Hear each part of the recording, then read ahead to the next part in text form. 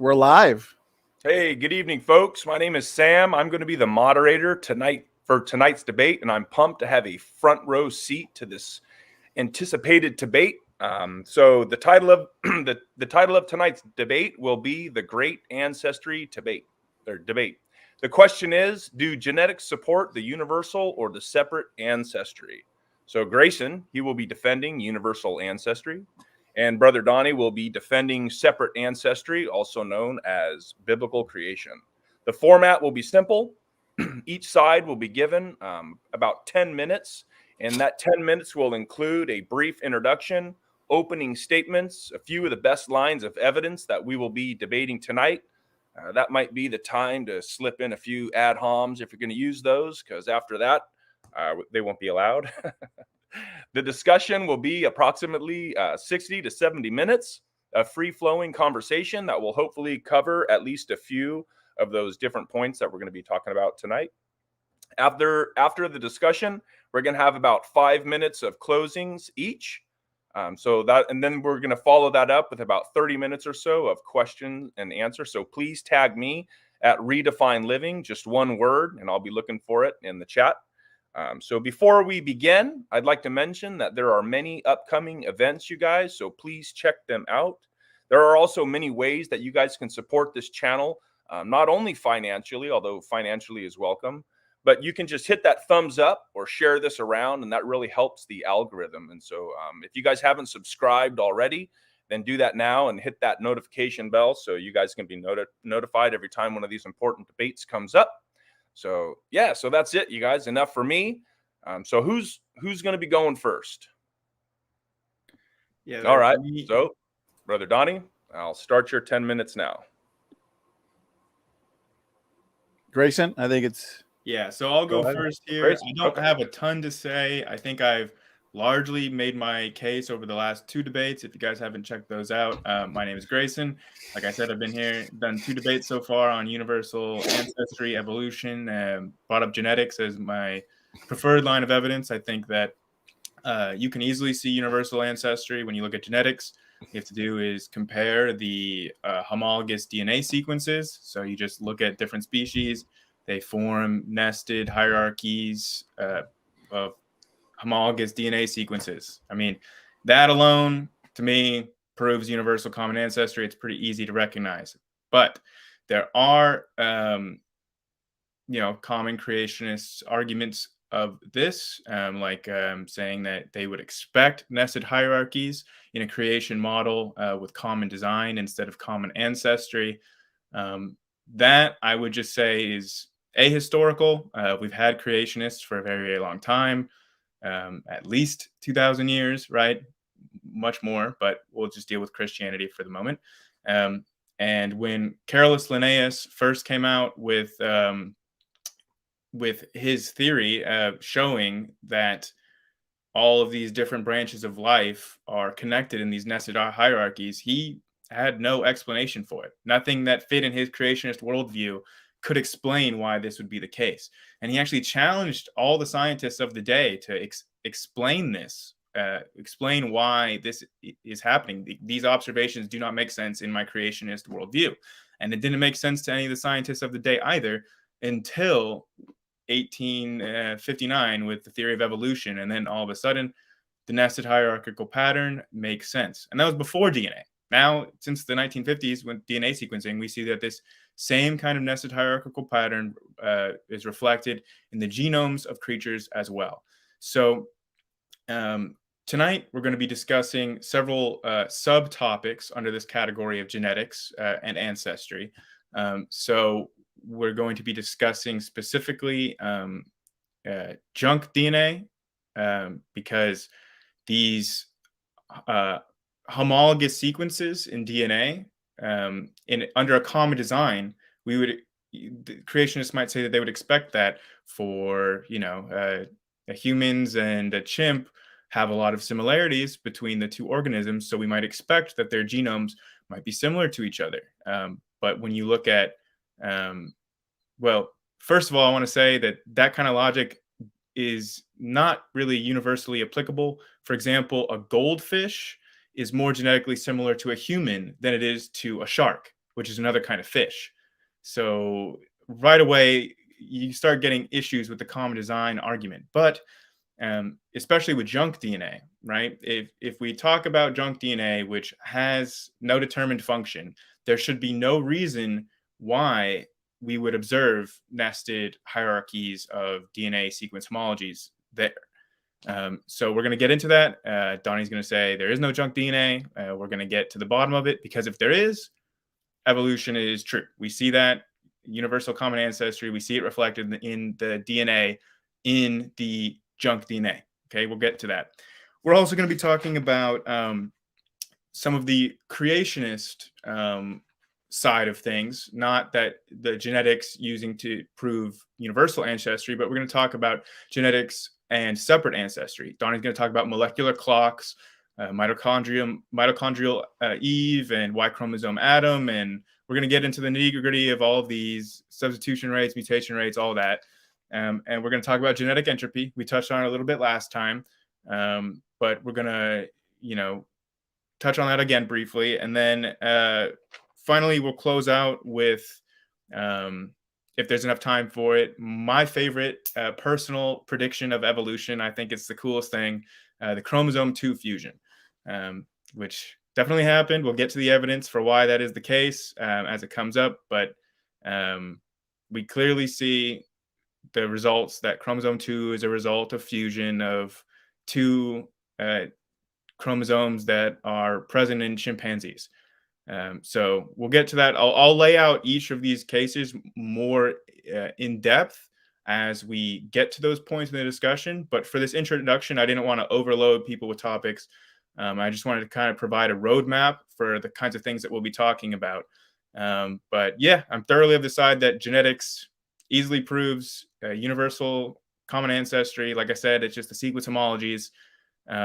But I am very interested in each of these subtopics as well, because I've heard Donnie and other creationists speak on these topics before, and there are things that I would like to clear up, discussions I want to have about each of these topics as it pertains to the overall picture of universal common ancestry. So thanks.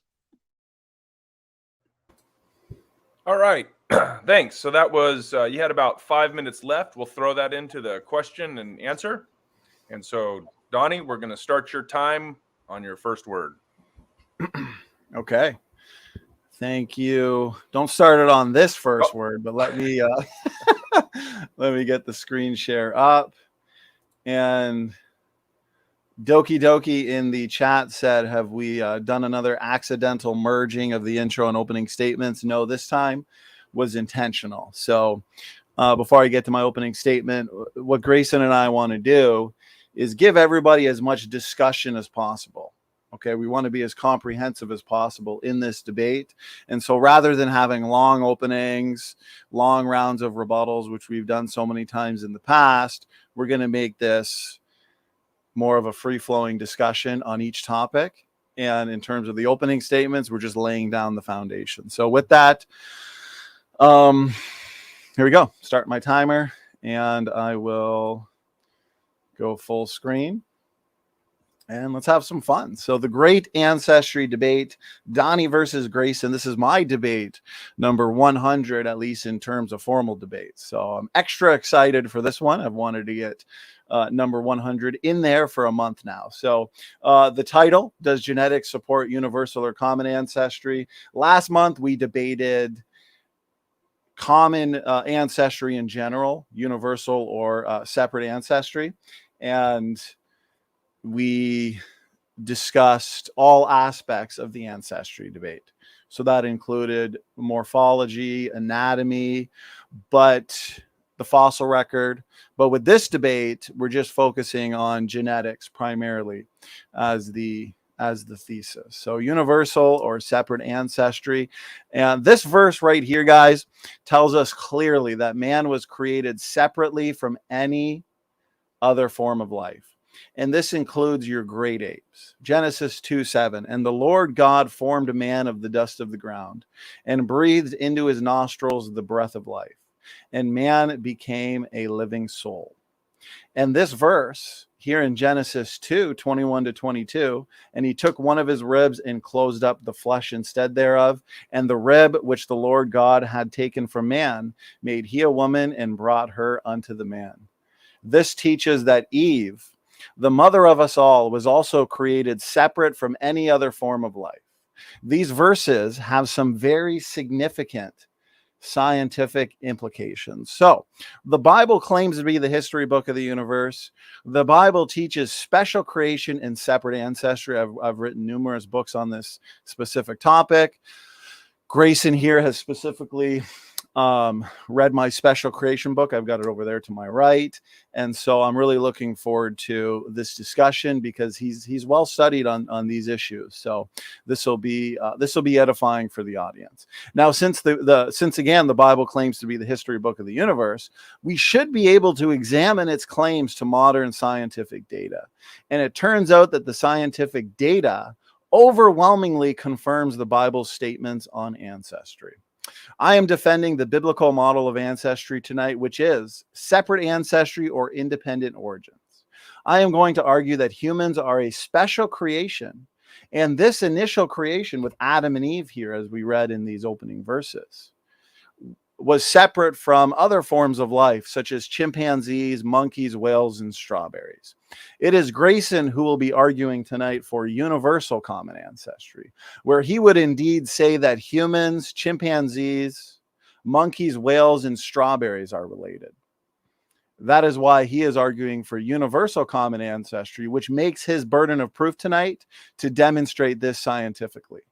Now, if I can demonstrate that humans are not related to the great apes, then this means they definitely are not related to whales and plants. And by demonstrating this, I meet my burden of proof. But again, for Grayson to meet his burden of proof for tonight's debate, he needs to demonstrate that all life is related, and this includes dogs and apples. So here on the slide, you'll see an image of the separate ancestry model. This is a basic image where we have humans separate from your great apes. Now, the evolutionists would look to humans, and according to taxonomy, which, according to my notes, Grayson spent his opening on with Linnaeus, nested hierarchies in anatomy, physiology, morphology, and genetics. If you think of taxonomy, kingdom, phylum, class, order, family, genus, species, well, we would say, the evolutionists would say that humans are human great apes. And then your gorillas, your chimpanzees, orangutans, your Australopithecine-like ancestors, they are non-human great apes. But we would draw a line right here. As you can see, you got Homo sapiens starting with Adam and Eve, and living humans today with your side branches, okay? Floresiensis, Naledi, Denisovans, Neanderthal, and Erectus. And we can demonstrate this. We can demonstrate that there is a line in ancestry, that we have boundaries, especially in terms of genetics, by looking to the lines of evidence that I am going to be using tonight and that we are going to be discussing tonight. That includes genetic entropy, which is the accumulation of deleterious mutations in populations over time. I'm going to be looking to evidence for Y chromosome Noah, mitochondrial Eve, and of course, DNA function. Now, why DNA function is so important is because the evolutionary community, or the evolutionist model, and the creation model have two very different explanations in terms of the origin of the majority of our DNA differences.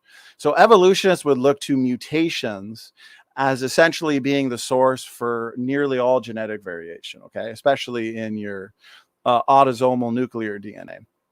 But the creationists, we look to what's called created heterozygosity, that God would have front-loaded the original created kinds, and of course, Adam and Eve, with pre-existing DNA variation.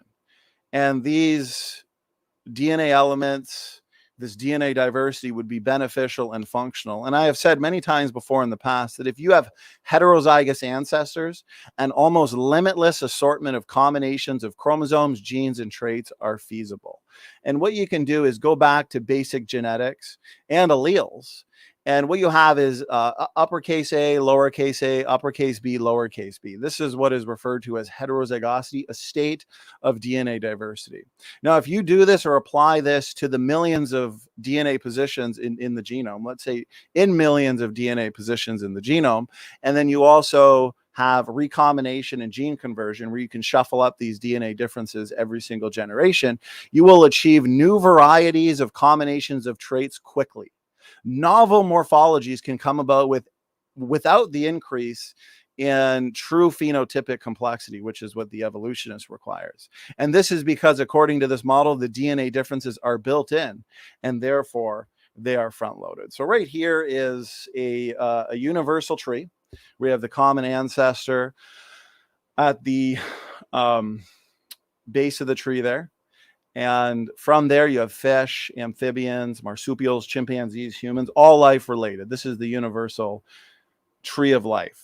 Right here, another example, the tree of life, we are all related to everything. So this is what the universal common ancestry proponent would say. So of course, when it comes to evolution, if by evolution you mean dogs and wolves are related, then Grayson, we're going to have nothing to argue about. But if by evolution you mean dogs, wolves, banana plants, and whales are related, then of course we're going to have a major problem there. So right here we have an example of what I was talking about earlier. We have 2 copies of the same gene that would make you homozygous. That wouldn't make much sense of God's command to be fruitful and multiply. Okay, what would make sense both theologically and scientifically is that God would have created Adam and Eve heterozygous. So here on the left, scenario 1, we see DNA copies are different. That's a heterozygous state, and that makes sense, okay? In my last 3 minutes, I want to briefly, at least, I'll probably only have time to cover one of these trees, and then in our discussion, I'll go over the second tree. So this is a tree specifically of all the major Y chromosome families in the world. And this was created specifically by Dr. Robert Carter. Okay, there's history on this tree, guys. And looking at this tree, what do we see? Well, we see an explosion. We see a starburst pattern. Okay, we also see this in the mitochondrial tree, is this starburst pattern. And these branches, they reflect random mutations in people over time. Okay, Noah would be somewhere in the middle here of the tree. Now, this tree only represents a few hundred mutations, with a little more, let's say over 400 in your longest branches. Now, we can actually measure mutation rates. We can use something that is called the empirical or the pedigree method. And what they can do, and what they've done, is they can sequence the entirety of the genomes of 2 parents and their child. And by doing this, they can count up or measure the number of mutations or differences that the child has that the parents don't have.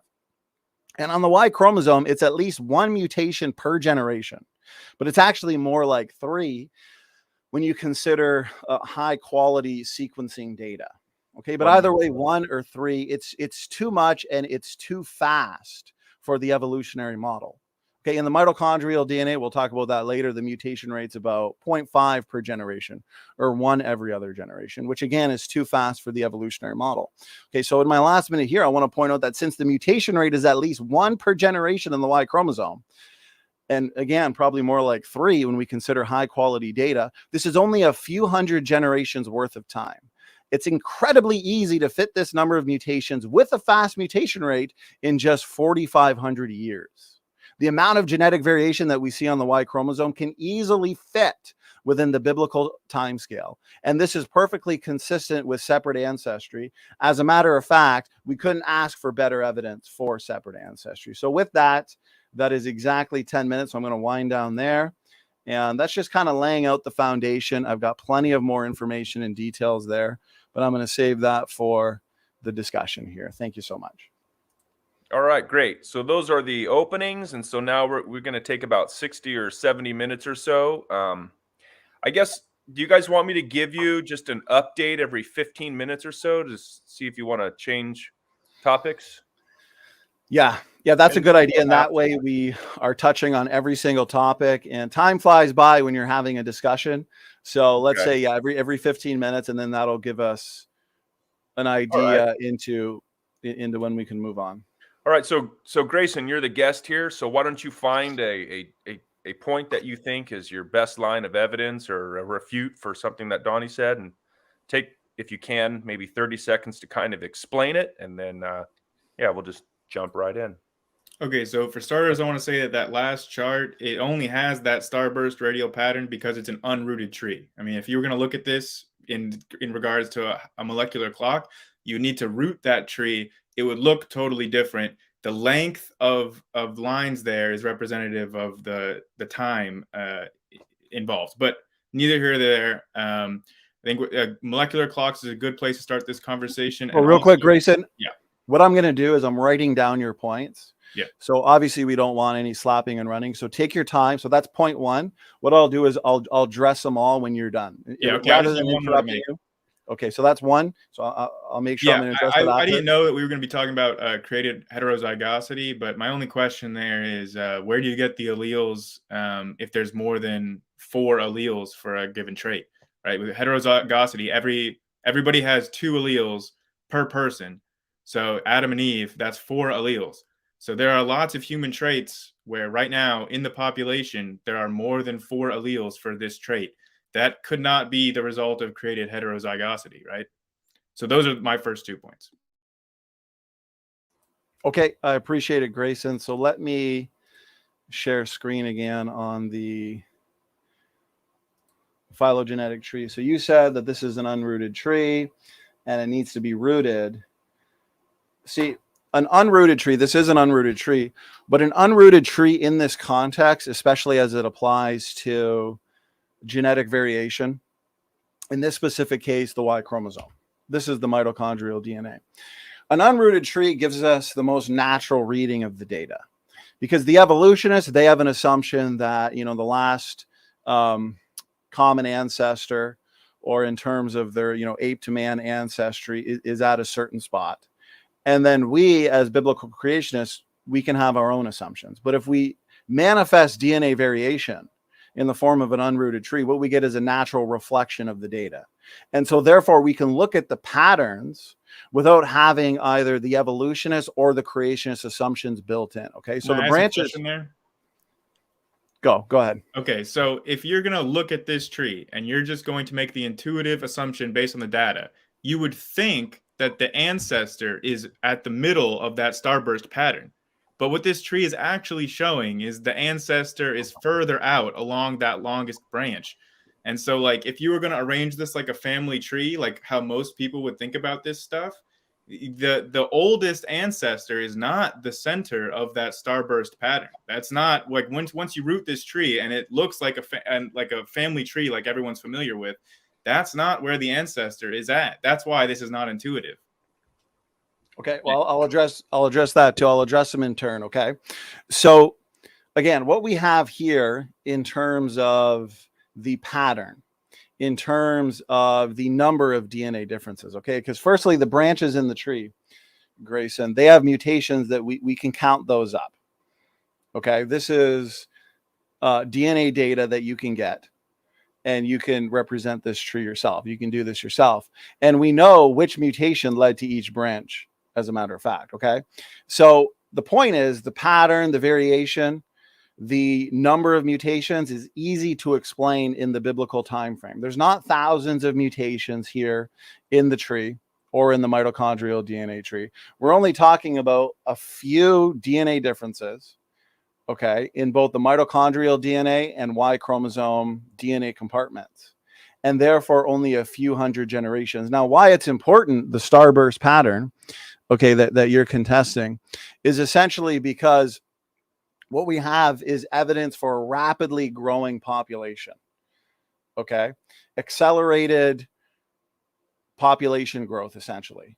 And because it's an explosion from the center point, we may not know exactly where the ancestor is, but because this is evidence for a rapidly growing population, the ancestor therefore has to be somewhere in the center, because you have to have a starting point for where the population is now expanding from. Okay, so that's the point. But I would argue, and then I'll let you, actually, I want to answer your heterozygosity argument.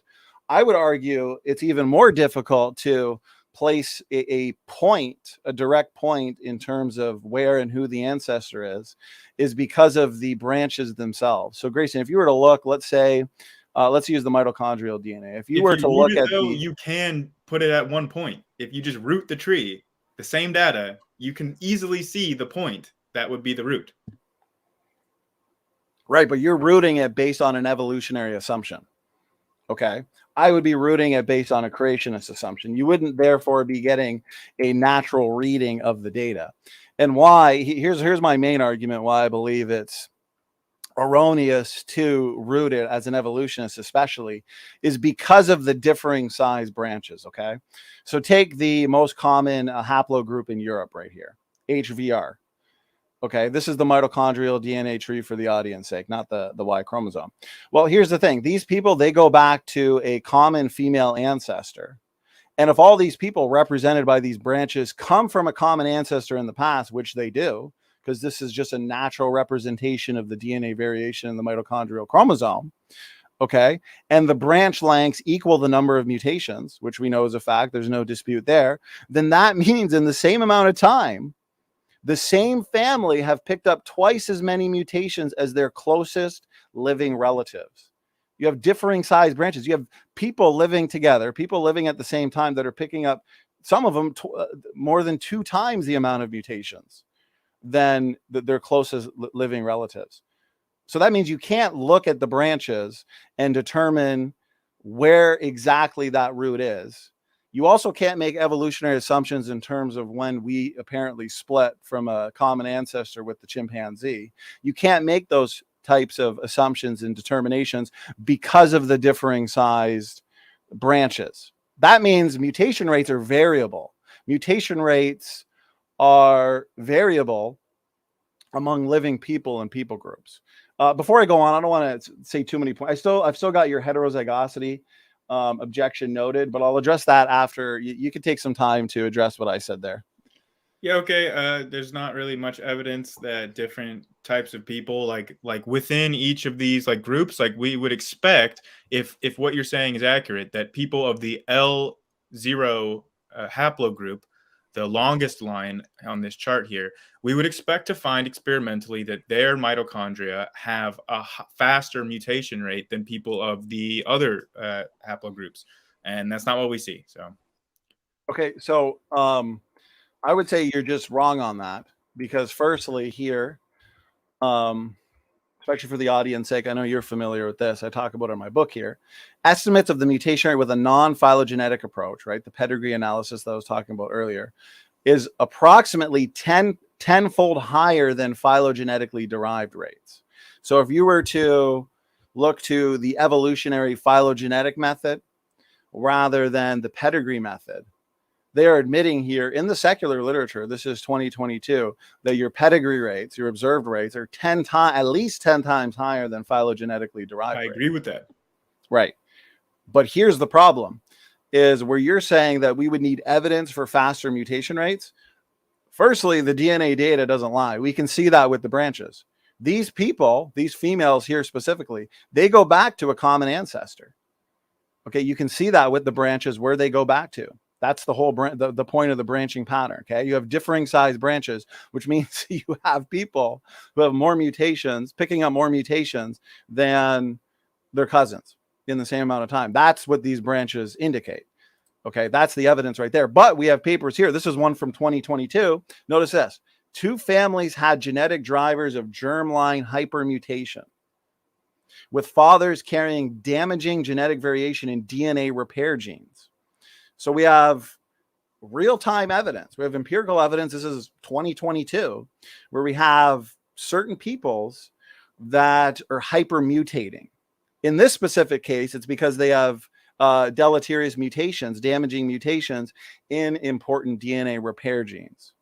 That means you're going to accumulate more mutations because these DNA repair enzymes essentially work to fix mutations as they come in. Well, if these are broken, then obviously more mutations are going to get through, more mutations are going to be passed on in the germ cell line, okay? But the point is that you have to demonstrate that these faster mutation rates are specific to these mitochondrial haplogroups, which is not demonstrated.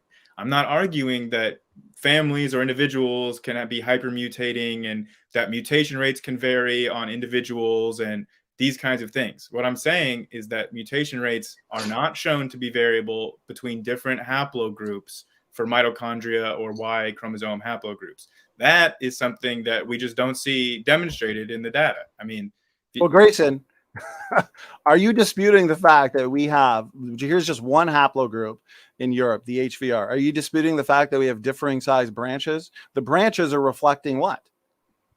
Time. Mutations.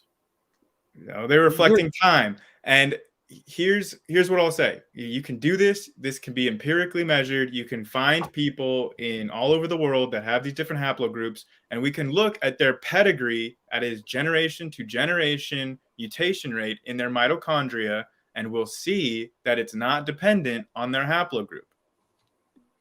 Okay, so you're assuming that the branch lengths are an indicator of exact time. Now, of course, the more we move away to the center, yes, it is indicative of time. But we know that if you can pick up more mutations in the same amount of time, then you can't make an exact determination in terms of the branch length and correlate that to a specific time. What we see overall in terms of the pattern, but I did want to go to this paper here. Notice this. We also found that the overall point mutation rate is significantly higher. Notice this, Grayson. Significantly higher, and I'll even do it in italics, in Africans than in Europeans in this specific region studied, HBB. Okay. Over in here, that specific region. Well, of course, yeah. Some regions within the genome are going to be more mutable than others. But in this specific region, because we've made predictions on people groups whose mutation rates are not yet known. For example, as you know, Dr. Nathaniel Jensen, he looked to the Khoisan peoples. Their mutation rate is not yet known. Okay. So he made a future testable prediction based on what we're talking about here, based on the data. And he said, I predict that they're going to mutate, this many times faster than some of your non-African people groups. That's a testable prediction on paper. So once we actually get their DNA and we can test their mutation rate, we can either prove that testable prediction to be false or true. Now, according to what you're saying, would you be willing to make a testable prediction based on the mutation rate in people groups who we've yet to measure? Would you be willing to, make a prediction like that? Yeah. I mean, we can measure mitochondrial mutation rates for any people group. We're going to get same ballpark. It's not like the L0 in your prediction, the L0 haplogroup has to have the highest mutation rate in the mitochondria. That would be the prediction of the creationist model. But again, mutation rates are not, now, I would say they're constantly fast. We have a fast mutation rate in the Y chromosome. For sake of argument, we'll say 1. But what's up for debate is it's more like 3 when we look at high sequencing data, okay? In the mitochondrial DNA, for sake of argument, we could say 0.1 per generation. It actually looks like it's as high as 0.5, but nonetheless, still high in both DNA compartments. Now, if we have, and we'll keep rocking this topic till the 15-minute mark, but if we have low variation in both the mitochondrial phylogeny, Y chromosome phylogeny, okay, low variation, there's only a few differences. For example, here's a paper here. I wonder if you've read it. Right here. Mitochondrial diversity within modern human populations. So this was published in a secular journal.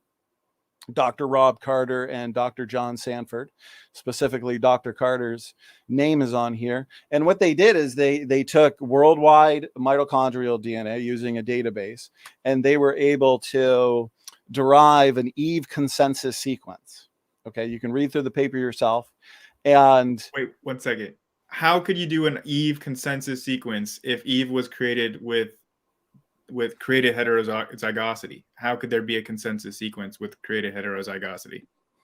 Well, just to make sure you understand the model, created heterozygosity would apply to which DNA compartments?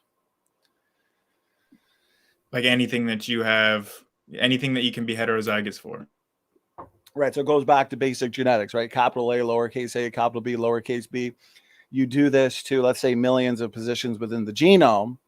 Okay, that means you essentially have an unlimited range of chromosomal combinations and just essentially variation. That's your autosomal DNA. Okay, your biparentally inherited DNA. But your mitochondrial DNA and your Y chromosome is nuclear DNA. But the Y chromosome and mitochondrial DNA compartments, are those uniparentally inherited or biparentally? Yeah, okay, I see where you're coming from. They're uniparentally inherited, so you won't be heterozygous at those points. I would just say, what about when you have positions where 51% of the population has this gene letter and 49% have another one? I mean, what's the consensus sequence on that? 51%? I mean, Well, it seems like shaky reasoning no, to me. it's not shaky. This is, for example, this is from the nucleic acids research. This was it's a rock solid paper, and it's pretty basic on what he did in terms of finding a consensus sequence. Grayson, okay, let's say you handed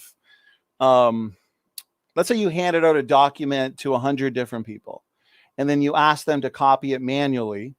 Well, what we would find is mistakes in every copy written out by each person. Okay, so what you and I could do hypothetically is go through all of these copies, find the rare deviants, and then by removing them, we can find out what the original sequence was prior to the mistakes.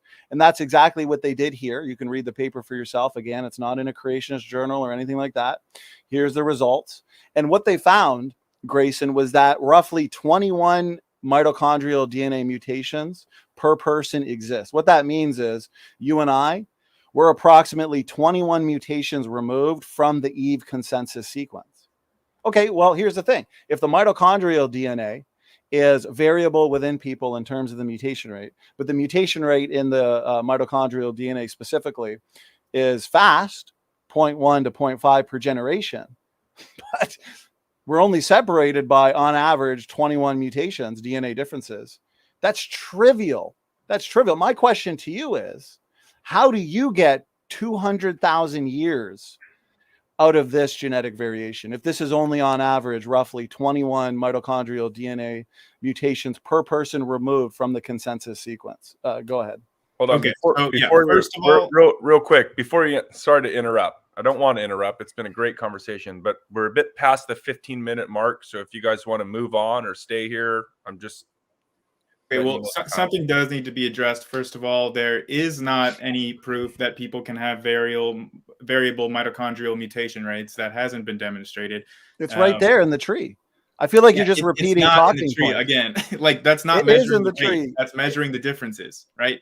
Yeah, but it's represented on an unrooted phylogenetic tree. Exactly. And so the branches are the branches are allowed to naturally spread out. And all this is the center of that tree is not where it's. We're not talking about the center. We're just talking about your different haplogroups and the fact that within those haplogroups, you have differing size branches. Well, if the branches reflect mutations over time, then that means if you have a longer branch and then a couple shorter branches in the same amount of time, that means you have people picking up more mutations than other people in the same amount of time. Yeah, that means mutation rates are variable. Starting from, right? If you start from the middle, then one branch seems longer than the other. If you start from a different area, all the branches are the same length, and the mitochondrial mutation rate is the same for all branches. It depends on where you start. That's why this graphic is worthless, because it's not rooted. It's not worthless. So, anyways, the main thing that I wanted to move to was you're using the generation to generation pedigree mutation rate rather than using the substitution rate that's empirically found out. Hey, Grayson, before you move on, I feel like you didn't answer the question. First, okay, we're just going to have to agree to disagree, I guess. Whether it's rooted or unrooted, it's still a representation of worldwide mitochondrial DNA. Okay, in that paper by Dr. Rob Carter and Dr. John Sanford, published in a secular journal, where they discovered the Eve consensus sequence, which again, as I explained, is not difficult to find at all. What did they find? They found that the mutation rate is fast, and they found that on average, we differ by the Eve consensus sequence by only 20 to 25 mutations. That's incredibly low. And so that fits perfectly within the biblical timescale. But you want to take this tree, the variation present in this tree, whether it's rooted or unrooted, it's the same variation, okay? How do you take that back 200,000 years? That's a long time for such low variation. Okay, go. Are you saying because the pedigree versus? Yeah, because your mutation rate is way faster than the rate that you should be using. Because that you can't use the per generation like mutation rate, like how many mutations occur in me versus my parents versus my grandparents, that rate cannot be used because 99.99% of those mutations are going to be lost due to genetic drift. So it doesn't make sense, right? You're saying that there are these 21 differences or whatever, but you can't use the per generation rate to calculate how many generations since there were no differences, because you can easily go back in time. Like ancient DNA is an entire field of science emerging in the early 2010s. We have ancient DNA. We have ancient mitochondrial DNA. We can go back and look at them, and it's not like they fit these predictions. The amount of differences between our mitochondrial DNA and the mitochondrial DNA of ancient DNA that we've found has, you would expect it to have somewhere between the different, like somewhere less than the 21 differences, right? But that's not what we observe. Like the number of differences predicted by the generational rate versus the amount of differences that we actually observe, like when we dig these people out of the ground and get their DNA, does not match. It matches the substitution rate. Okay, so a few points there. Again, if the mutation rates are variable, and we can see here, okay, 2022, 2 families had genetic drivers of germline hypermutation. We can see this today through genetic sequencing studies. Okay, and what they conclude is that environmental exposures, including ionizing radiation, can actually influence. So there's a number of influencers in terms of the mutation rate, how many mutations are transmitted to offspring. Okay, so we have real-time evidence for hypermutation. We also have real-time evidence here.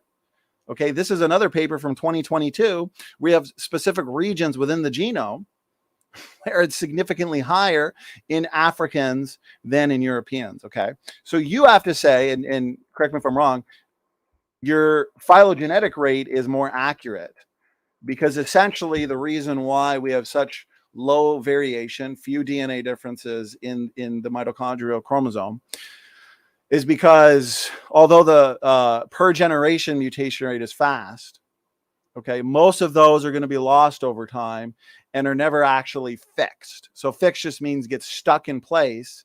And so it's the fixation rate or substitution rate that we should be looking at. And you're arguing, and I just want to represent your argument accurately, you're arguing that the fixation rate or substitution rate, that's a lot slower than the observed mutation rate.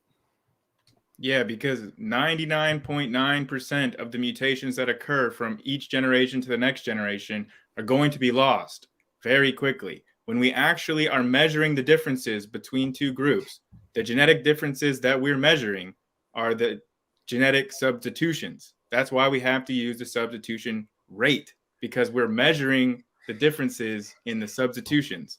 Okay, so here's my response. Okay, a few problems is your substitution rate is making a couple assumptions. Okay, firstly, it mostly assumes, I'm saying mostly because I know there are a couple examples of islands like the Canary Islands where they've done mutation rate tests, okay, to basically test the observed mutation rate with the long-term substitution rate or the accumulation rate. Okay, but most of the times that you read these papers, even in the Canary paper that Dr. Dan Stern-Cardinal likes to cite, they admit 5 or 6 times that they are assuming humans and chimpanzees did split from a common ancestor about 7 million years ago. Okay, so in order to get your long-term substitution rate, your long-term accumulation rate, is you have to look at the DNA differences that, let's say, separate humans and chimpanzees. Okay, assume that we split from a common ancestor roughly 7 million years ago.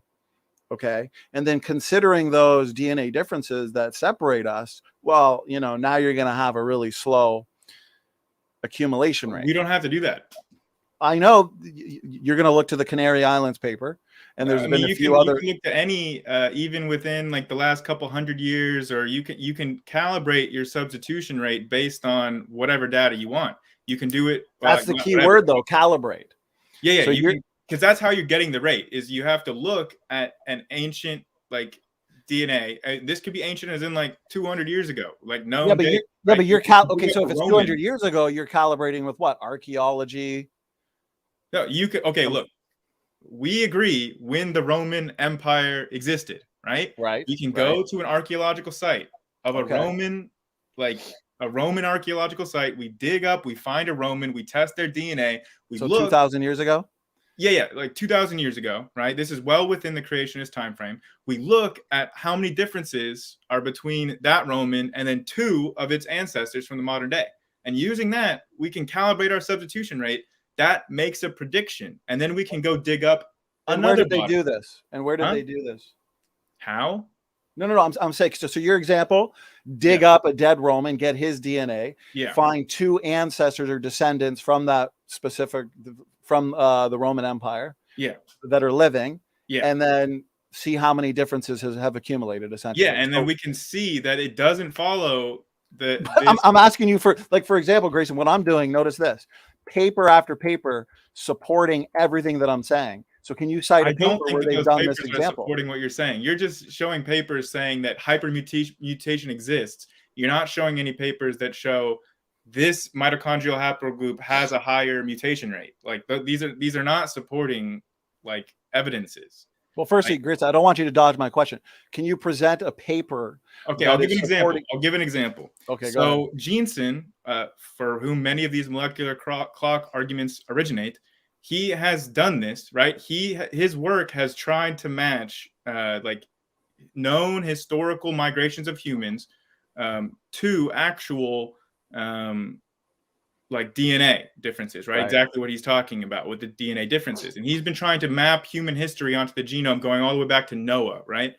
So according to his results, right, this is using the same math that Donnie is using for these mitochondrial Eve and all that stuff. The same math, he's using the generational mutation rate. He gets that the R1b Y chromosome haplogroup was introduced into Italy in like the 1400s, right? But we know, and we have found that members of the Roman Republic were R1b. Okay, so that disqualifies, like that disproves it right there. Like we find ancient DNA evidence that does not fit these predictions. It shows the substitution rate, not the pedigree rate. Okay, so my response would be a couple things. Okay, firstly, we know that it sounds like you're just hand waving away the evidence that we have for hypermutation. We know it exists today, and we know it exists today for environmental reasons. Going back in time, especially during periods of time where you have harsher environmental conditions, especially if you're living closer to the equator, okay, like a lot of these African populations, and you have mutations to important DNA repair enzymes, which is a thing. Notice here, our findings imply that defects in DNA repair genes can increase germline mutation rates. Okay, so when you look at ancient DNA, or even if you were to look to Neanderthals, okay, one of the most inbred, if not the most inbred people group that has ever listed. Their rungs of homozygosity are massive. They got these stretches of identical letters in their DNA, and they existed in just the harshest of environmental conditions. And they existed isolated in small populations, which means you'd have rapid fixation of new mutations. So if you're looking to the fixation rate, a couple things I want to say here, because you are making some good points. So this is probably the most fun I've had on this specific topic, because most people usually just say they got to look into it and move on. So this is good. But the problem is, although many mutations are lost, okay, like for example, if I were to pass on my Y chromosomal mutations to my sons, it's uniparentally inherited, it's passed on the father's side. Or my wife were to pass on her mitochondrial DNA mutations to my daughter, and then my daughter were to not have children, and my sons were to not have children. Well, my question to you, are those mutations passed on then, or do they basically die there? I mean, if your children didn't have any children, then they're done. They're not exactly. So my point is, we agree that a lot of mutations are lost. But here's the thing, a lot of mutations are not lost, because there are countless people on the globe that are passing on 100 new mutations per person per generation in your autosomal DNA. They're passing on roughly 3 Y chromosomal mutations per generation, passing on roughly 1 every other generation in the mitochondrial DNA. So eventually there's an equilibrium point where one could say, and this seems to be basic population genetics, that your observed mutation rate eventually equals a fixation rate. Because yes, many are lost, but many are not lost, and many are actually neutral. So the only ones that you're going to lose are the ones where, yeah, if there's no reproduction, there's no passing on of the mutations. Okay, But so if you have a mutation that's big enough in, let's say, the mitochondrial DNA or Y chromosome where it kills the organism, then yes, selection removes that individual and that mutation from the equation. But since most mutations are nearly neutral and they don't have a big enough effect to kill the individual, they do get passed on and they do spread and they eventually reach fixation. okay, So go ahead. How do you think of it this respond to way. I think we would both agree, right, with genetic entropy, the odds of any one mutation, right? Every mutation has to either go to fixation or be erased, right? That's the ultimate fate for every mutation, unless that there's a pressure for heterozygosity or there's more mutations that happen at that spot, creating more alleles or whatever. But barring those two things, every single mutation either has to go completely to fixation, 100% of the population has it, or it has to die out. Those are the only two options. This is like basic genetic, like population genetics. So if you're thinking about how many mutations do I have that are inherited from my great grandfather or whatever, it's not going to be very many. Most of the mutations that happened in his generation are all died out already after this many generations. Most of my generations are going to be coming from most of my mutations are going to be coming from my generation. If your great great grandparents are having kids, and then their kids are having kids, and their kids are having multiple, and it's this consistent passing on of mutations, then no, you have a lot of mutations floating around. Okay, but only from the recent ancestors. Are you saying at some point magically you go back thousands of years and now selection is just so effective that it's not selection, it's genetic drift. Totally different from selection. Right. Genetic drift, bottleneck, selection. There's a number of evolutionary not bottleneck, not selection. It's genetic drift that wipes out 99.9% of all the mutations. Right. But a lot of PhDs, they'll look to, like Dr. Dan Stern Cardinal, Stefan Frello, who I've debated, they'll look to a variety of mechanisms that can reduce variation. Bottlenecks is one of them. Sanford and Roop and Carter, the creationists, agree. I've read their paper. They say 99.9% of all mutations are lost because of genetic drift. But again, as most mutations are lost, there's still a lot of mutations that are not lost. Yeah. Because when you're consistently having children and there's a lot of mutations floating around a population that is, and this is where it brings me to population size. Okay. Now, why I would say, I think this comes down to, in our final minutes here before we move on, I don't want to bore the audience. We've been on this for a while. We can leave it up to the audience. Okay. First thing I want to say is I am arguing, and we can leave it up to the audience, your differing size branches in your various haplogroups, whether it's the Y chromosome or the mitochondrial DNA, tells us empirically that mutation rates are variable. You could have some people picking up more mutations in the same amount of time than other people, than their cousins. Okay. So right there, you can't now look at the branches and assume it's X amount of time, because no, if you can pick up more mutations than another people group, or some people groups could be hypermutating for a number of reasons, maybe environment, depending on where you live on the earth. Again, that's an assumption that's a problem for the evolutionary molecular clock. Okay. So, and then the last thing I want to say, and then we'll move on from here, is when it comes to population size. Okay. The biblical model would suggest that at creation, you have two people, Adam and Eve. And then you have rapid and exponential population growth. Then a couple thousand years later, you have a bottleneck. Boom. Okay. So you have a bottleneck, reduces the population to 8. Noah, his wife, their 3 sons, Shem, Ham, and Japheth, and their 3 wives. From there, everybody else is descended from, basically. Those are our ancestors, those 3 reproducing couples. What that means is you have 8 people followed by rapid and exponential population growth, and they don't spread out around the globe until a few hundred years later at the Tower of Babel. What does that mean? You have rapid fixation of new mutations. So you have a faster fixation rate. So during those few hundred years before they spread out at Babel, what do you have? You have a fast mutation rate You have a rapidly growing population that's basically isolated to a certain area, a geographic location on the globe. That's rapid fixation of new mutations. Then they spread out to all parts of the globe. That's where we find, allele frequencies. Some are rare, some are not. If they're rare, then they're more recent. If they're common, they're probably created, okay? You can also find geographically specific Y chromosomes, which is fascinating evidence for the Babel dispersal. But here's the last thing I want to say, and then you can respond. That means with only on average 21 mitochondrial mutations separating any two people from the Eve consensus sequence as well, me about 20 mutations from the Eve consensus sequence, that can almost be entirely explained in that first 500 years after the flood, where you have rapid fixation and new mutations. So my point is, what's the most parsimonious explanation given in light of this data? Fast mutation rate, low variation, rapid fixation events after the flood? The biblical creation model. We have no problem with it. But you guys, you got to basically say that purifying selection, has been working overdrive. And the reason why we have such low variation that fits within the biblical time scale, but actually goes back 200,000 years to an out of Africa event, it's because X, Y, Z. And then also, I don't see any prediction. So I just find that the most parsimonious explanation is the separate ancestry model. And go ahead, Grayson.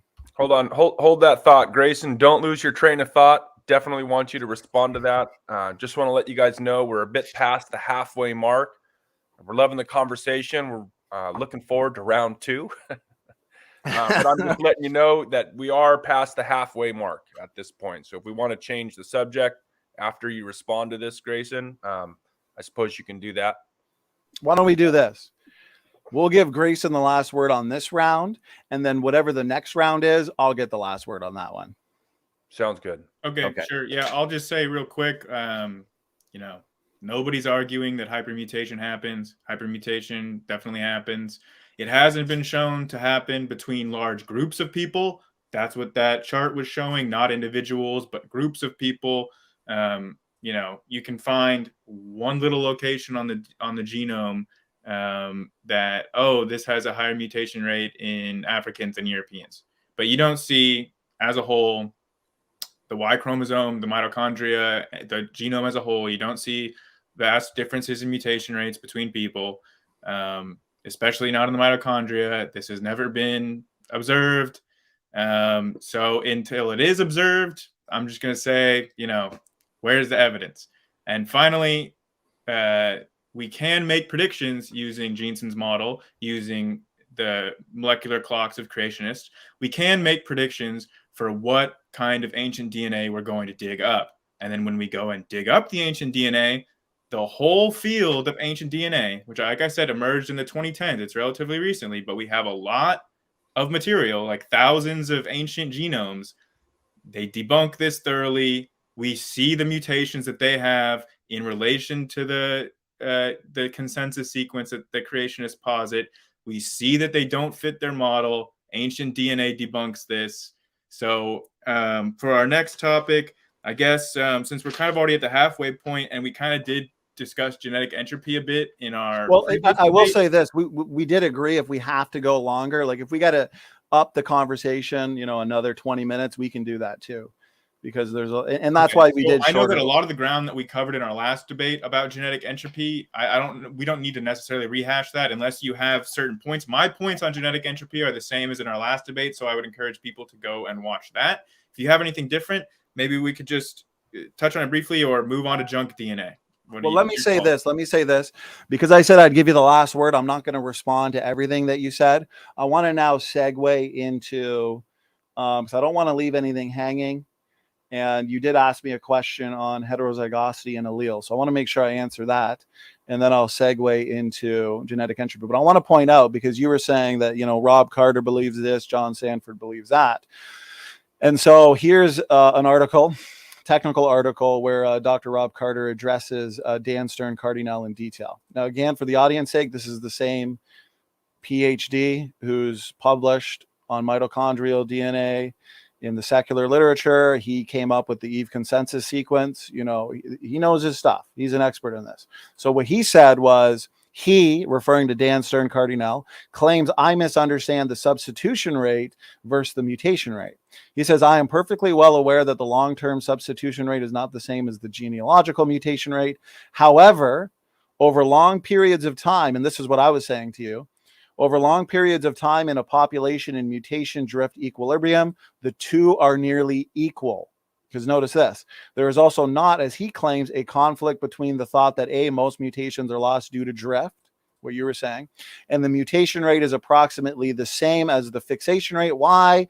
Because, and remember, this is what I was arguing, because even if most mutations are lost in a large population, many are not. This is basic population genetics.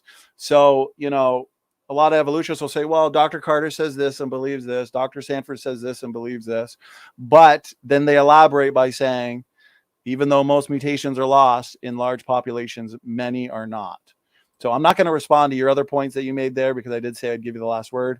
I'm not sure if you read that article. I do recommend it. Let me quickly address the point you made on, got a lot of notes here. So you said, most people have 2 alleles per person. So 4 alleles. How do you explain positions in the genome where you have more than a couple alleles if created heterozygosity is true? I pointed out earlier that for the audience sake, heterozygosity just means a state of DNA diversity. Homozygosity is a state of no DNA diversity, where you'd have, basically the same letter at the same gene, rather than a different one. Now, most of the world's variation, though, is only 2 alleles, A or C, G or T. Okay, but the problem is that I find the evolutionists don't understand is after creation, okay, we have thousands of years for mutations to occur. We have thousands of years for recombination events and also gene conversion. Okay, but when it comes to alleles, firstly, we know that many alleles we see today appear to be mutation related. Let's say blue eyes, for example, right? It only exists, it's isolated in a specific group.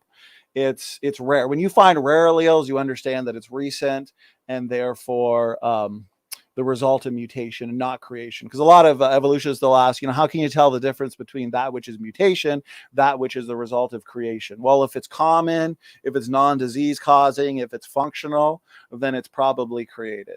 If it's rare, it's disease causing, it's isolated to specific groups, then it's a mutation, okay? But the point I want to say is, and here's basically the answer to your question, is if you were to just build a basic family tree, start with Adam, and we just spent last half an hour on family trees, basically, so this shouldn't be too difficult. You'll notice all of the numerous branches.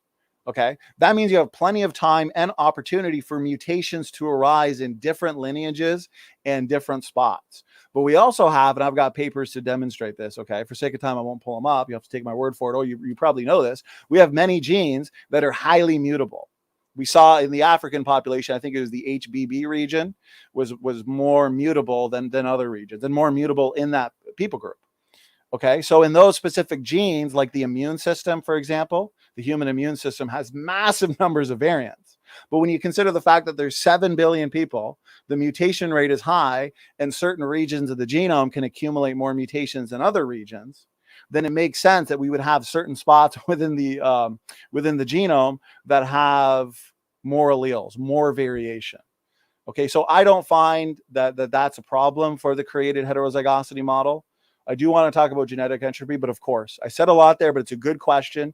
It's one of the major objections to the created heterozygosity model, but I don't see it as being a problem. Go ahead, Grayson. It just kind of sounds like evolution with extra steps to me. I mean, basically, what I'm hearing is that all of the alleles arose from mutation and natural selection and evolutionary mechanism. It sounds like microevolution is basically what you're telling me. And I like that what you said does make a prediction. We would predict that for traits that have lots of alleles, like blood type, I think has like over 1,000 alleles or something crazy. So your prediction is that for those traits, the mutation rate that we observe at the sites of those traits in the genome should be elevated. I think that that's a prediction that we could test, and we'll see. I'll do some research on that and see if we have any data, but it's at least a falsifiable prediction. But remember, you and me alone have heterozygosity. I mean, we have between, I think, 4 and 7 variants just in us. 2 people have, if you're speaking to a room in a lecture hall and you just look at the room, there's basically almost a representation of the world's variation. Yeah, but you have to start from just 2 people. Right. But when you have 2 people and you have capital A, lowercase a, capital B, lowercase b, and this is applied to millions of positions within the genome, and the proper definition of an allele is what? A genetic variant at a specific what? Loci. Loci. But the thing is that with 2 people, you can only have 4 alleles. Each of them can only have 1 allele for a trait, like on each copy of their genome. Like we're diploid, so we can only have 2 for each person. So, anyways, let's just move on to to another topic. Okay, we will. But I just want to say this: you have the right answer. An allele is a variant of a gene at a specific loci. There's millions of locations in the genome, and you have millions of spots within the genome where you have capital A, lowercase a, capital B, lowercase b. That is essentially an unlimited potential for variation, chromosomal combinations. Yeah, it's a fact. You're thinking there's just 2 alleles and then that's it. There's genetic variants at specific locations with millions of locations in the genome, and therefore millions of locations in the genome that have the potential for variation. So I don't see it being an issue. For one trait, that gene is going to be located at one part of the genome, right? So if you're saying that they had like other alleles for the same trait at other places in the genome, we would see the evidence of that. Not everybody would have a gene in the same location on their genome. We would see evidence for people inheriting like a different allele from a different genome, and that gene would be located at different loci in their genome if that was the case. And that's not what we see. So it's got to be, 2 alleles per person. That's all you kind of got. I mean, we don't see that there are evidence that alleles within a single gene, locations. Within a single gene, how many single nucleotide variants can you have? You can have 2 alleles per individual.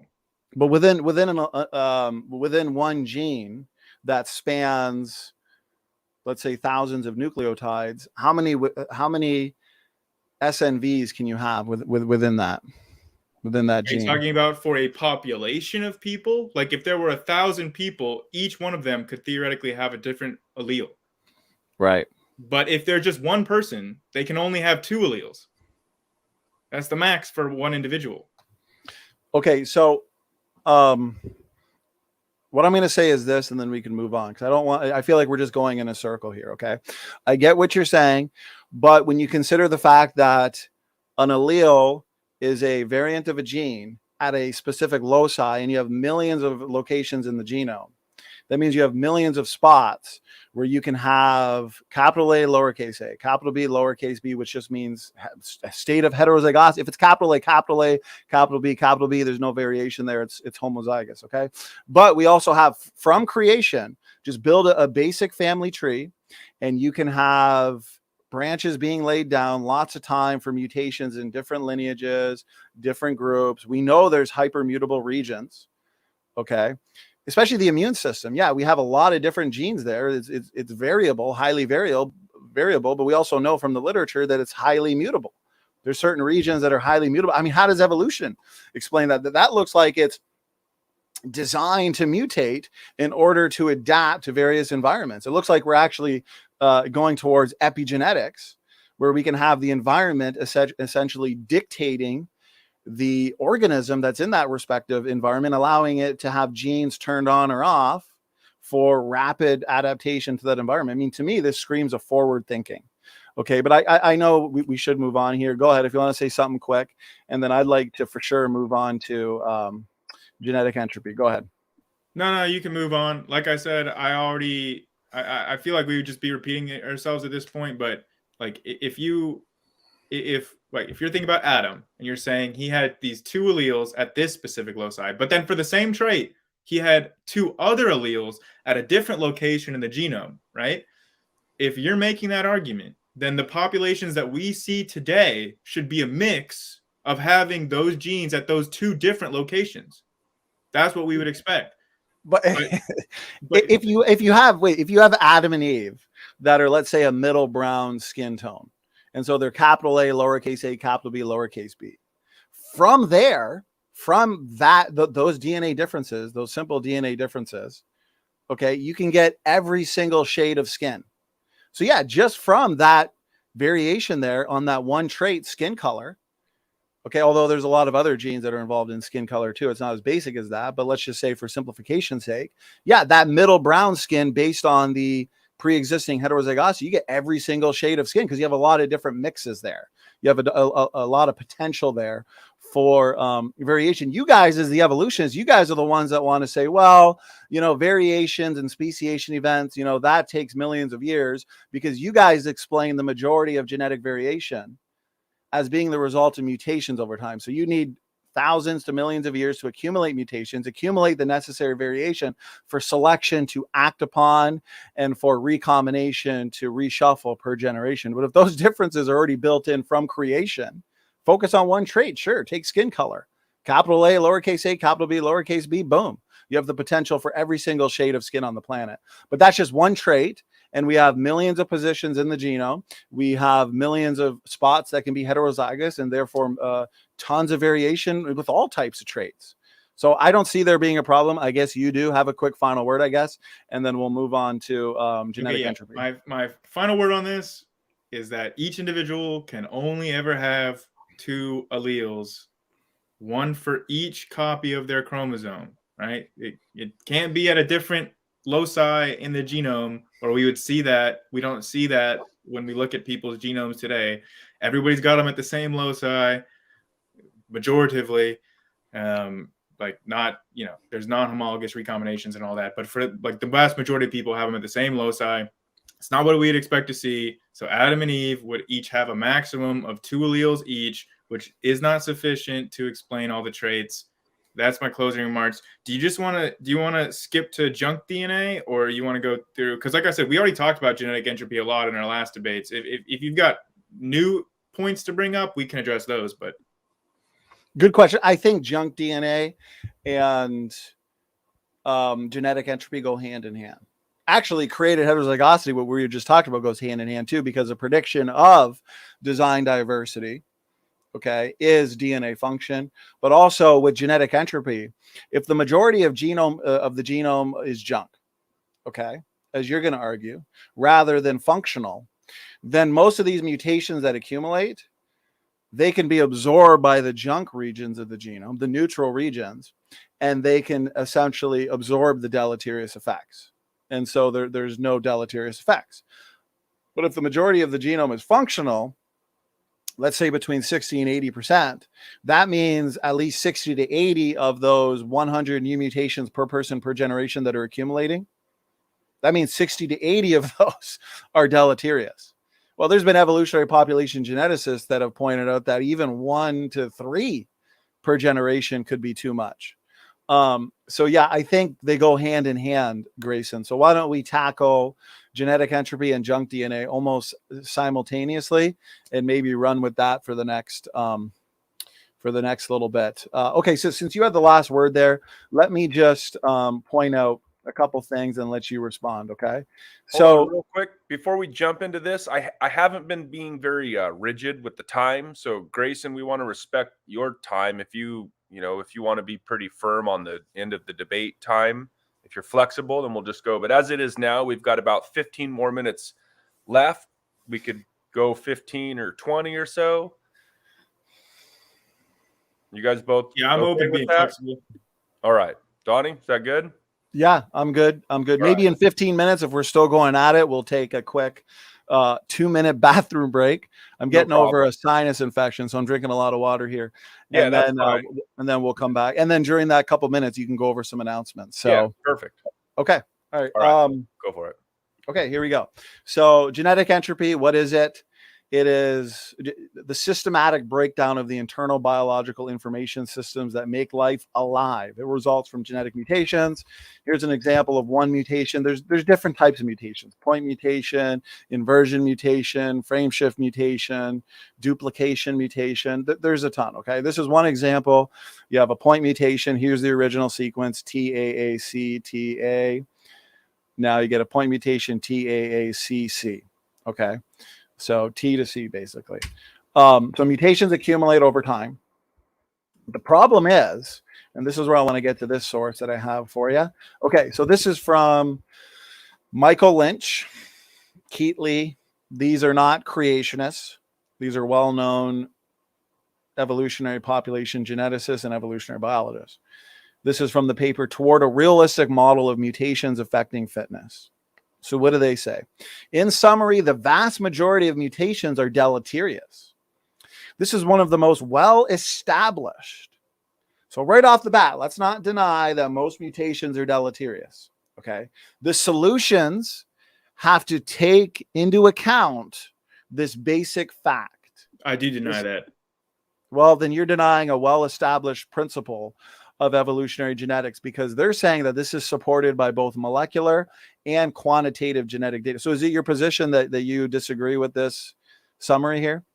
The consensus of geneticists is the nearly neutral model.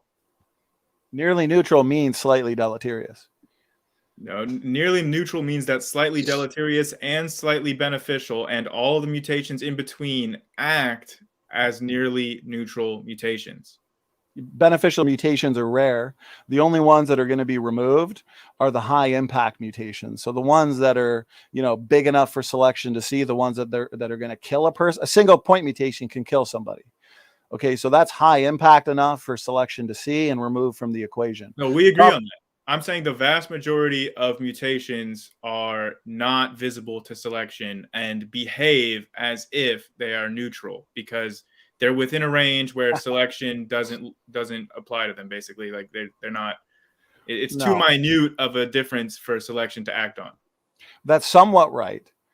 Okay, it's right in the sense that they act as neutral mutations, as in selection can't see them. They go undetected. They're invisible to selection. Okay, where you're wrong on is the fact that although selection can't see them, they are slightly deleterious in the same way that a single spelling mistake in a book the size of an encyclopedia is deleterious. Okay.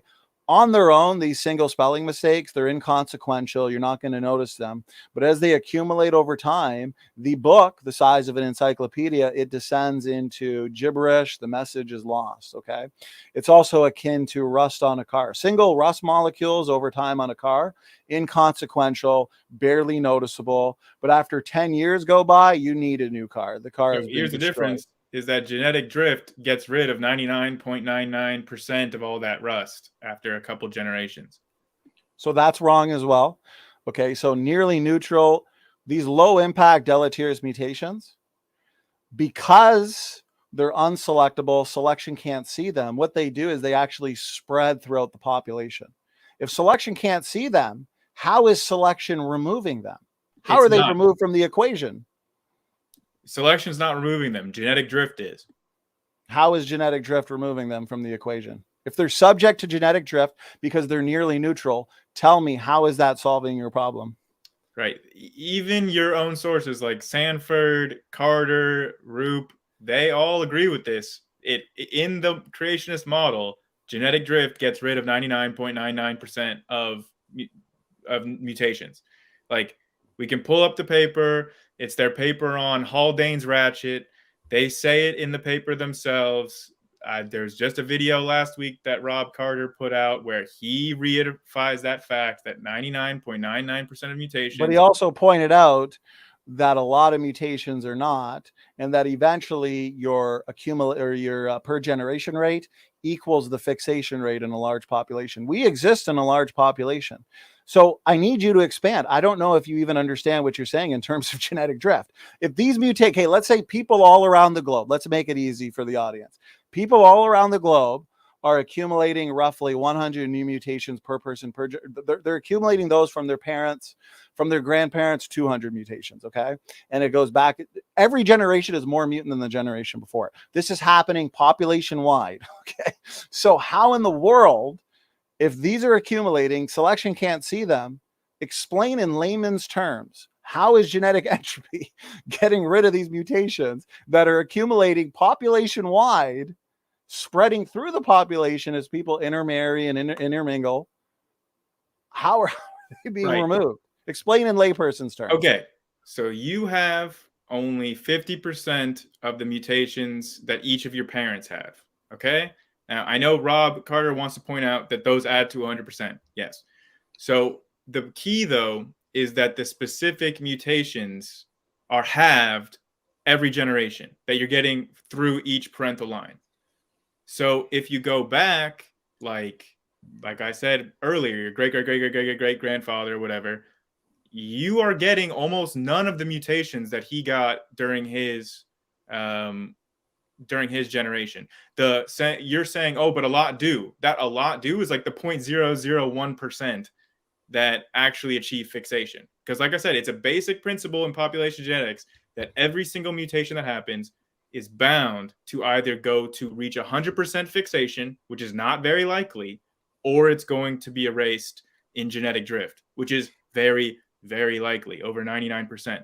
So the amount of mutations, my genetic load is a sum of all of the genetics of my ancestors, but they began dropping off by 50% every generation. So the odds that I have mutations that many generations ago first impacted my family line are very little. Every generation is wiping these out due to genetic drift. So even though there's no purifying selection, drift is more than capable of wiping out these mutations, like because of sexual reproduction, meiosis, recombination, crossing over, these things. That's the main point. Okay, so you said this last time: sexual reproduction, meiosis, recombination, genetic drift. No, they don't solve the problems. This is Dr. John Sanford. Here's a source. Highly recommend it. I've got it uploaded on my channel. Lecture at the National Institute for Health. Okay, that's not a creationist organization. Genetic entropy, can genome degeneration be stopped? Degradation be stopped? It's a legit problem, and he discusses throughout this lecture that these mechanisms have been looked at. Okay, contrary to what the critics say about Mendel's accountant, results from Mendel's accountant, which utilizes realistic parameters. You can change it. You can say this many beneficials or this little of beneficials, this much junk, this little junk, this amount of selection. You can utilize realistic parameters. They've actually published in secular journals, okay, the results of these numerical simulations. And the results are always the same, that degeneration is inevitable. Okay, what you're saying doesn't work because, again, you have mutations population wide. Let's just say, and I said this the last time, but I think it's an irrefutable argument, so I'm going to say it again.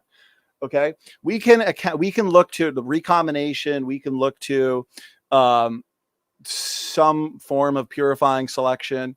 We can look to beneficial mutations. Let's just say that 8 billion people on the planet, selection, you remove 50% of the worst mutants. We're all multiply mutant. Every generation is more mutant than the previous generation. That's the point. Okay. Regardless of everything you're saying here, you still have every generation being more mutant than the prior generation. That is a fact. You can't get away with that. Okay. That's what I'm trying to address. Even like in Mendel's accountant, in the papers that Sanford is publishing, they say 99.99% of every mutation is wiped out from genetic drift. That's in these papers. That's in Mendel's accountant. Like, if you have enough generations here, like, there's a huge tapering off effect. You get an asymptotic approach to zero as you start factoring in which mutations you're inheriting from your distant ancestors, right? So as you go along, you're at a genetic load homeostasis, right? Because every generation is getting, there's a die-off effect of mutations that you're inheriting from your deep ancestors, and every generation that tracks forward. So there's not an increase in the total mutations like, and the total genetic load per generation. That's Yes, not there is. what we Just see. wait, because you butted in, I lost my train of thought. I just want to finish the point I'm making. Okay. The problem is, even if you were to invoke unrealistic amounts of purifying selection and you got rid of 50% of the worst mutants on the planet, you're left with 4 billion. You're still left with 4 billion people that are more mutant than the previous generation. If you invoke too much selection, then that results in extinction. So you can't, selection's limited. Plus, there's a lot of noise going on. Okay, because you have a lot of nearly neutral mutations that are accumulating. You have your rare beneficial mutations accumulating. Okay, although most of them aren't even selected and manifested, simply because of the noise that's going on. And what you're saying in terms, you're misrepresenting what Dr. Carter and Dr. Sanford are pointing out, because they themselves say that no matter what you look to, no matter what parameters you use, for example, here, mutations are realistic parameters. Mutations are overwhelmingly deleterious. I actually confirmed this with Dr. Sanford himself. Okay. Most mutations are subtle, so they get lost in the noise. They are accumulated unchecked. They go on. They don't have to reach fixation.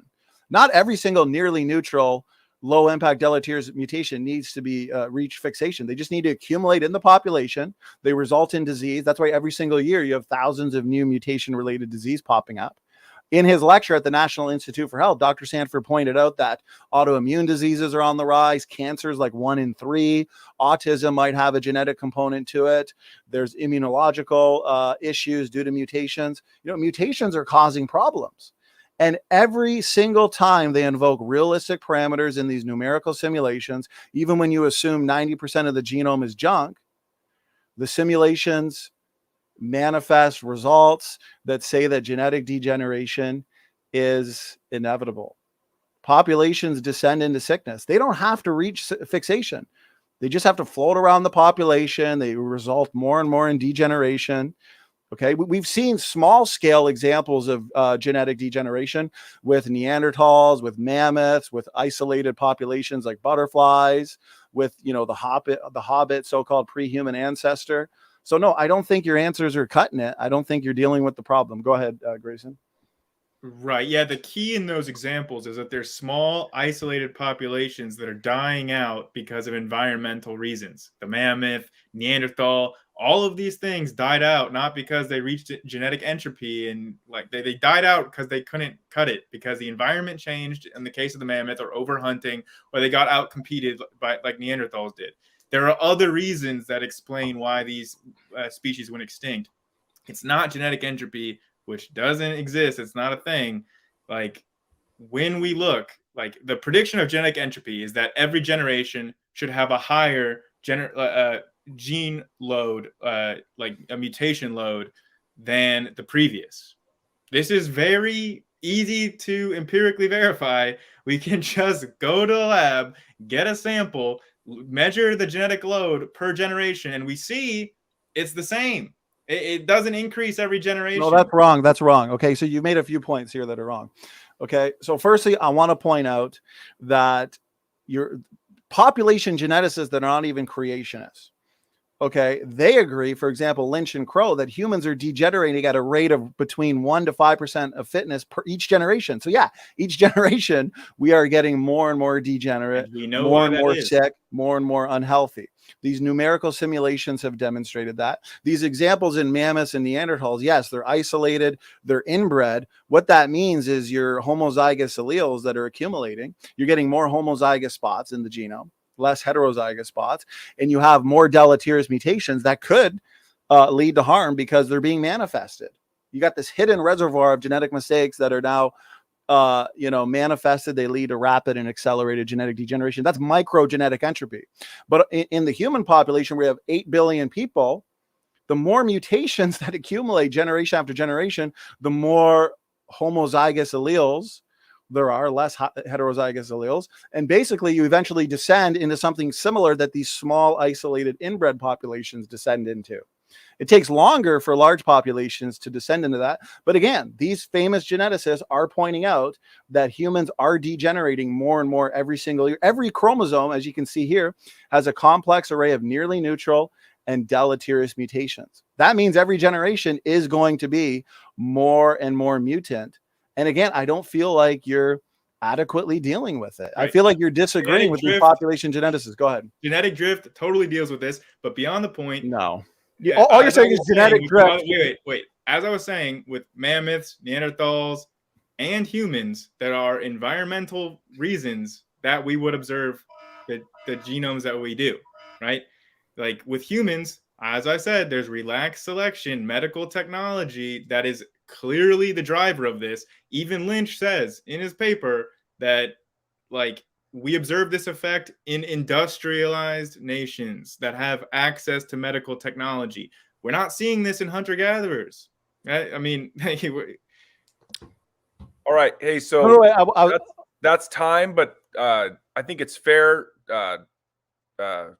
Grayson, I believe you had the last word last time. So if it's okay with you, we'll give Donnie the last word, and then we'll give you guys a few minutes to go and do what you need to do. And I'll go over a couple announcements. So, okay, Donnie, can you wrap it up in maybe a minute? Yes, I'll take a minute. We'll take that 2-minute break, and then we'll wrap it up. When we come back, Grayson, we'll do 15 minutes of junk DNA. Okay, so again, you said the same thing last time. The problem is, and again, I find, Grayson, that you are, and again, we have 5-minute closing statements at the end. So I know we all want the last word. If there's something I say that bothers you, save it for the closing statement. So I feel like you're disagreeing with population geneticists. You're disagreeing with these papers that say it's a well-established fact that the vast majority of mutations are deleterious. And these authors actually assume that the majority of the genome is junk. So if the majority of the genome is actually functional, 60 to 80%, let's say, then that basically makes evolution impossible. Okay, these nearly neutral mutations, not the high impact ones. So yes, in humans, because there's relaxed selection, we take care of each other, we take care of the sick, we have hospitals, we've removed a lot of selection that exists in the wild. So what that means is a lot of high impact mutations that pop up that are disease causing that would normally kill an organism in the wild or kill a human that's not being taken care of medically.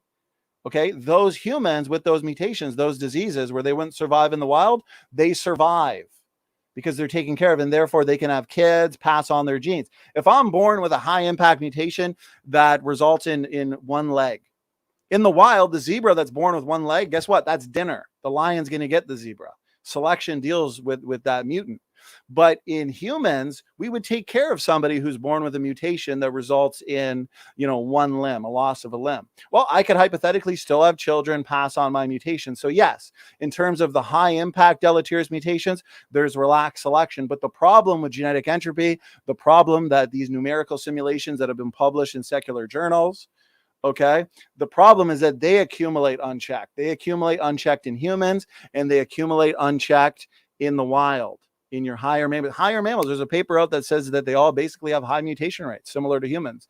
Okay, so it's the low impact mutations that we're worried about, not necessarily the high impact ones. So relaxed selection, yes. High impact mutations can now get through, a lot of them in the human population where they wouldn't in the wild. But that's not the point. The point is the low impact mutations, the ones that are only slightly deleterious, the ones that these population geneticists readily admit is a theoretical problem. And they're looking for solutions. And so far, those solutions haven't cut it. So I'll wrap it up there. All right. Sounds good. Sounds like there's a lot of meat still on the bone for round 2. I'm sure you want to hit that.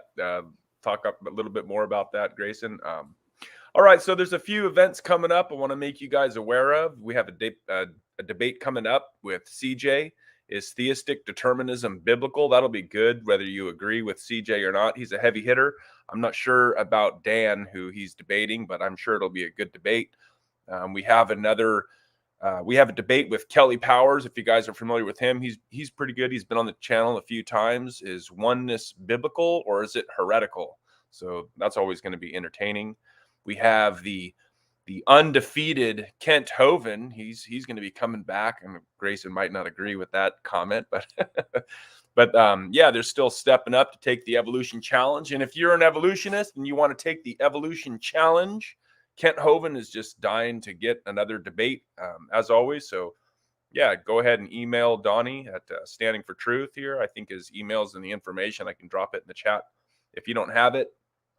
We have Professor McQueen, he's going to be doing a debate on the biblical flood, which will be great. I love Professor McQueen. He's so knowledgeable and insightful. And so we have Michael J. Ort. He's been on the channel a few times. You guys, he's a pretty heavy hitter. He's going to be talking about the flood boundary.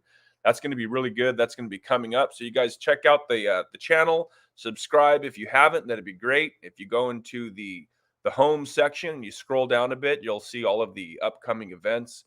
I'm sure that there's more to come. Donnie's always got a bunch of stuff in the works. There's a debate coming up. The Lutheran doctrine of baptism. Is it biblical? That ought to be interesting. What do you guys think? Is baptism a requirement for salvation? Can you enter heaven without being baptized?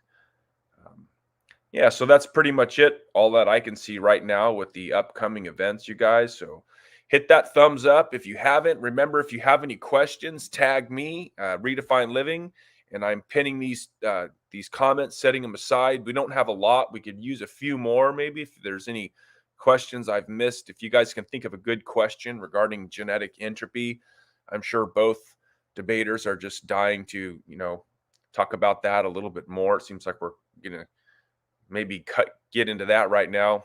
We'll see how it goes, but yeah, so that's about it. Hopefully that these guys are gonna come back pretty quick, or else I'm gonna have to start singing, and I don't think any of us want that. All right, well, we'll see here. Maybe you could ask a question for me. Like if there's a question directed at me, well, Donnie's gone. I don't know. I'm good. Yeah, we're good. All right, perfect. Sam, great job on the announcement. Right there, I was getting nervous. All right, I'm sweating. So, Grayson, you're making me sweat. This is fun. This is technical. Well, amazing. I know you mentioned that you wanted to talk about genetic entropy for about 15 more minutes, and that's fine with me. But that would be an additional 15 minutes to what you guys had agreed on. For junk DNA, you mean? Was that what it was? Because as it is right now, we're about ready for closing statements and question and answers, unless you guys agree to go longer or maybe a round two. Okay, why don't we do? Makes no difference to me. Grayson, since we did a lot of prep for junk DNA, and I think that would basically wrap up the topics that we agreed to talk about. Why don't we do 15 minutes of junk DNA, 5-minute closings, and then 25-minute questions? Okay, well, I do feel a little bit heartbroken because my favorite prediction is chromosome 2 fusion. So I wanted to talk about that, but sure, junk DNA, pretty easy to understand. Most of the DNA doesn't have a known function, shouldn't have a known function. We can measure how many of the sequences are constrained versus unconstrained. Meaning that it doesn't matter what letter of the G of ACTG it is if it's unconstrained. We get measurements, 91% unconstrained, 9% constrained. We can measure based on mutation rates. We get the same, like 2 to 10% of the genome should be functional based on the mutation rate that we observe. But the main argument that I like the best for junk DNA is the observation that there is no correlation between complexity of an organism and the size of its genome, like the amount of DNA that it has. So this is what I've been waiting to ask, is called the onion question. So we know that humans have about 3 billion base pairs and onions have about 16 billion base pairs. So the question for Donnie is that if all of this DNA is truly functional and it's not junk, do you believe that you are less than 4 times as complex as an onion? Right? Is an onion that much more complicated than a human made in the image of God, that God requires 4 to 5 times more DNA to make an onion than a human? So that's just where I'll leave it for the start.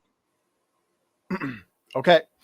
I appreciate it, Grayson. I wrote that down. So let me start from the top and I will get to your onion question. Good question. And this is a good topic to now dive into after the topic of genetic entropy, because essentially if the majority of the genome is functional, then that's strong evidence for created heterozygosity, because that's a direct prediction of the design diversity model that suggests that the majority of DNA elements, including pseudogenes, endogenous retroviruses, and allele sequences, are functional, beneficial to the respective organism. It also refutes evolution and basically props up genetic entropy, because now more mutations are accumulating that are deleterious, and so those can drift throughout the population, float around.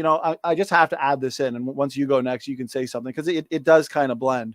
Is genetic entropy and genetic drift actually makes genetic entropy even stronger, because if these functional regions of the genome are hit with mutations, these mutations are unselectable, they're invisible, and so they're subject to genetic drift. They float around. Okay, they're not removed. They float around, resulting in more genetic sickness, and some get fixed. So either the ones that float around or get fixed, it's still bad. It's no help. Okay, but so this is why it's so important, because again, it's a double whammy. DNA function demonstrates two of the major creationist models. So in 2012, scientists were surprised to see that, and you can see here, Encyclopedia of DNA Elements, the ENCODE project. They assigned at least 80% of the genome was active. Transcription's about 60%. Over the years, there's been follow-up papers, and there's debate now. Is it 60%? Is it 80%? Either way, any more than, let's say, 20%, realistically 10% is too much for evolution. Okay, so the biochemical approach, I do have slides here demonstrating why that approach is the best in terms of function, and also why the genome-wide activity really is legit activity and not just noise or spurious, as Grayson would argue here. And here's a couple reasons, and I'll wrap it up with the onion question and then take as long as you want, Grayson. So firstly, I said this in our first debate, transcription, it's an energy intensive resource. It's a resource intensive process, releases a lot of heat, releases a lot of energy, and nucleotides are being utilized literally in this process to produce RNA molecules that, if they were to just end up being noise or spurious, that's problematic, because of the fact that it is an energy intensive process. Every time you add a nucleotide to a growing RNA chain, you're consuming a lot of energy. ATP, which is the main source of energy for the cell, is used in many of the stages of transcription. Okay, DNA to RNA to protein, from RNA to protein's translation. So we're talking about DNA to RNA, these functional RNA transcripts. They function in a variety of ways. So it would be faulty to assume that most of the non-coding region is non-functional evolutionary leftovers, essentially. So again, if this was just noise, if this was just spurious, then and just junk, this unnecessary transcription, and Grayson has some responses to this, so we'll deal with that. It should be dealt with through various evolutionary mechanisms. If that were the case, over time, millions of years, selection should remove this junk, because it's just wasting energy, wasting resources for the cell. Or there should even be mechanisms in place that can suppress this junk and prevent it from being transcribed, and therefore using all that ATP and using all of the energy that's required. So his last question here, the onion question. So that is a very good question, and it comes down to the fact that what we have in the genome, the genomes of living organisms. This includes plants. This includes various species of fish, like lungfish. This includes a lot of your different mammals, or some of your salamanders. There's certain animals and plants, especially, that have 50 times more DNA than humans. Well, why is that the case? Well, firstly, the amount of DNA that an organism has doesn't necessarily tell us how complex that organism is. Okay, just because an organism has more DNA does not mean that it's more complex than, let's say, a human being. Let's say a certain plant has more DNA than the human. That doesn't mean that it's more complex, okay? And we have, in the design diversity model, we have something that is called over-engineering. Okay. And what this is, I'll make it understandable, is when you design or build a bridge, you don't just build a bridge to hold up the weight of the exact number of cars that you expect to drive on the bridge.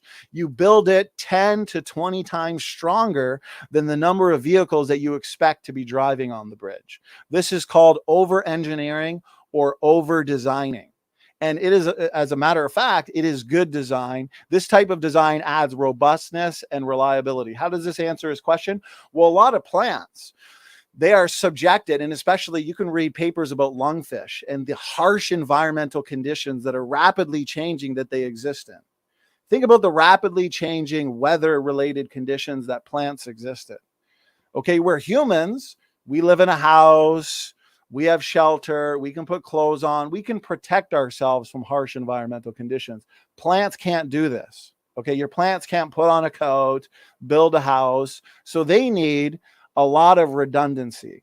They are over-engineered in order to survive, to have robustness in terms of these ever-changing environments, these harsh environments. And there's evidence for this. We have paper upon paper that shows rapid evolution. They'll say rapid evolution, but it's actually rapid adaptation of various plant species, various fish species. They have these fish species that enter cold water. Okay, that's not the environment they existed in, but because of the pre-existing ability to adapt based on the redundancy, the over-engineering, epigenetics, for example, they actually rapidly adapt to this new environment. Rapid adaptation based on the pre-existing ability to do so. And so that's why you have some plants that actually have 50 times more DNA than humans, is because they are over-engineered. They are designed with a lot of redundancy for survivability, robustness, and adaptation. I said a lot there, Grayson, so take your time. Okay, so first you said you're talking about the ENCODE results. So I would just point out that ENCODE itself came out with how much each of these regions is being transcribed. So they put out the rates of these transcriptions, and we see that about 70% of that 80% number, so 70% of all of the transcribed RNA that ENCODE measured was at a concentration of like 1 transcript per cell. In biochemistry, you're not going to have any functionality with something that's only prescribed 1 transcript per cell. That's very quickly degraded by the enzymes around it. It's not having an effect. So ENCODE showed that most of this stuff is spurious. And then Donnie brought up this energy problem, saying that, it takes so much energy to do all this transcription. I would like to point out the fact that junk DNA is somewhat special for eukaryotic cells. We don't observe this much spurious transcription in prokaryotes. And what do eukaryotes have that prokaryotes do not? They have mitochondria. So mitochondria increase the amount of energy that's available to a eukaryotic cell by nearly 1,000% fold from prokaryotes. I mean, it's like a huge increase in the available DNA, in the available energy that the cell has. And then they also have a nucleus. So all of these transcripts that are produced are contained within the nucleus. So they can't leak out and have all these effects elsewhere. The enzymes within the nucleus quickly break them down. And actually, we see a lot of the computation about saying, which transcripts will make it on to be translated. We see that in a lot of DNA splicing. So when a transcript is spliced and the order is changed up, it inquires certain markers that the cell machinery uses to figure out where it needs to go, like to sort it, basically. And most of these transcripts don't have any spliceosome interaction. They don't have any introns to splice out. There's no splicing activity. They're just created and pop. They're degraded. We can see this in like ERVs, for example, where you look at, for something to be functional, right? For something to be transcribed, it's got to have, or translated, it's got to have codons. It's got to have an open reading frame. So a start codon, a stop codon, everything in between, that's what's red. So only 0.15% of ERVs even have an open reading frame. So they can't, only 0.15% can even be read by the cell's machinery. So it's a very, very, very small percentage of the total ERVs. And then finally, I don't think that really addresses the onion problem, because more DNA, if all the DNA is functional and doing a function, more DNA does have to mean more complex. If there's more functions going on in the genome, in an organism, like that has to be more complex. I mean, you have more things going on, more functionality in the genome that's bigger if all these genes are functional. So I don't think that rescues you. And then I would just point to organisms like tardigrades that have, they're the most robust. They can survive the most different situations of any organism alive. What's their genome size? Is it the largest genome of any organism? No. So it's not like these things correlate to robustness or how these, it doesn't correlate to that either. I mean, domesticated wheat can get knocked out by all kinds of conditions, and yet, it's got a ton of DNA. So these things don't equal robustness either. I mean, it doesn't fit in a paradigm that says that most of the genome is functional. It just doesn't compute. Okay. Let me just make sure I'm unmuted. All right. Lots there and lots of fun points to address. So where should I start? Okay. I'll start from the beginning then and kind of move from there. So you said that ENCODE themselves essentially revealed that most of this activity and transcription was spurious, was noise, not really doing anything. What's funny is, even for sake of argument, this isn't the case, I'm going to refute it. Okay, but just for sake of argument, even if the genome was only 10 to 20% functional, okay, and this is why genetic entropy and junk DNA goes hand in hand.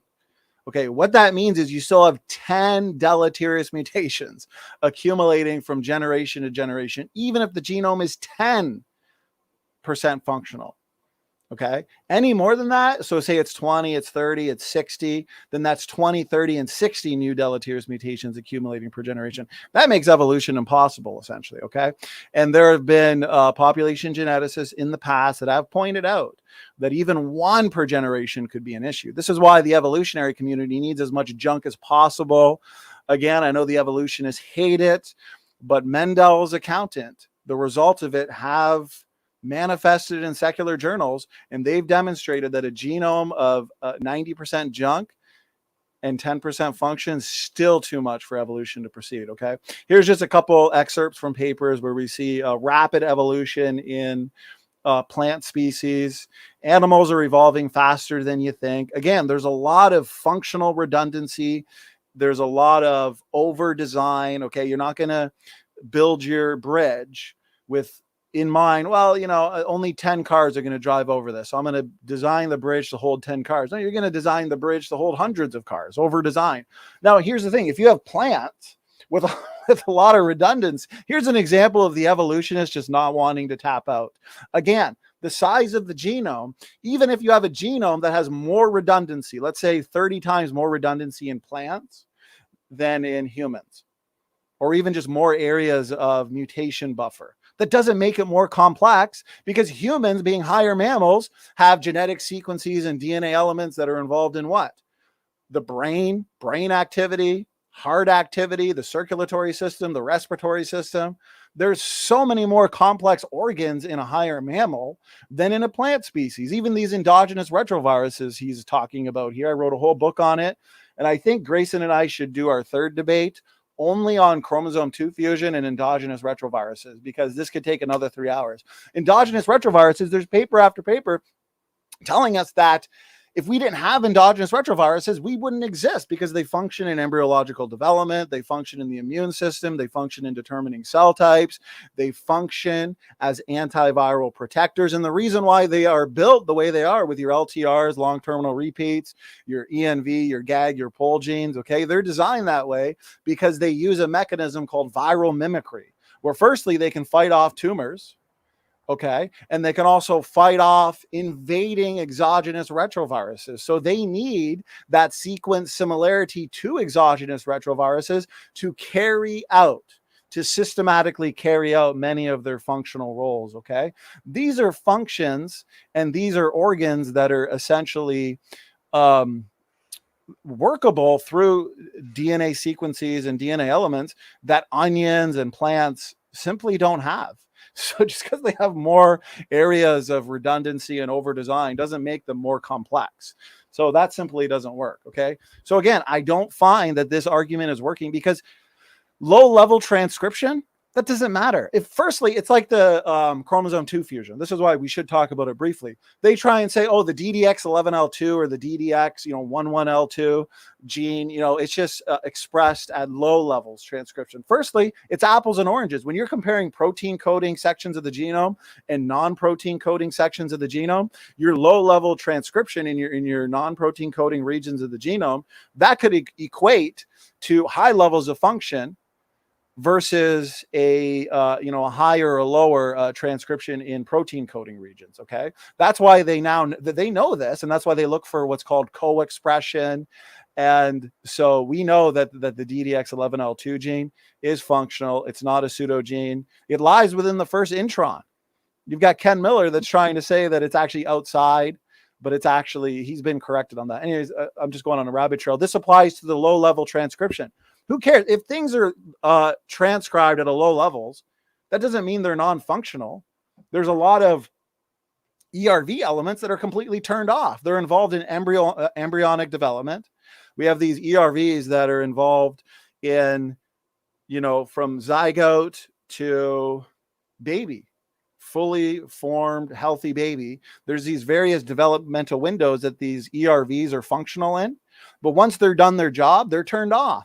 So these evolutionists with their evolutionary assumptions, they assume, well, these are turned off or we knock them out and they don't affect the organism, then they're junk. No, because a lot are turned off and they're only either they've done their job or they're there and waiting to be called upon via environment or epigenetics. Okay. My car, I rarely use the rear wiper blade. I can't remember the last time I use the front wiper blades all the time. I rarely use the rear wiper blade. Okay, so because I barely use that, and does that mean that it's not functional? No, it's there for when I need it. The spare tire in the back of the car. If I get a flat tire, thank God I got that spare tire because it's going to come in handy. That's an example of redundancy. The rear windshield wiper could be an example of what they say is transcribed at a low level. Let's just, it doesn't mean non-functional is the point. So again, here's a few other reasons.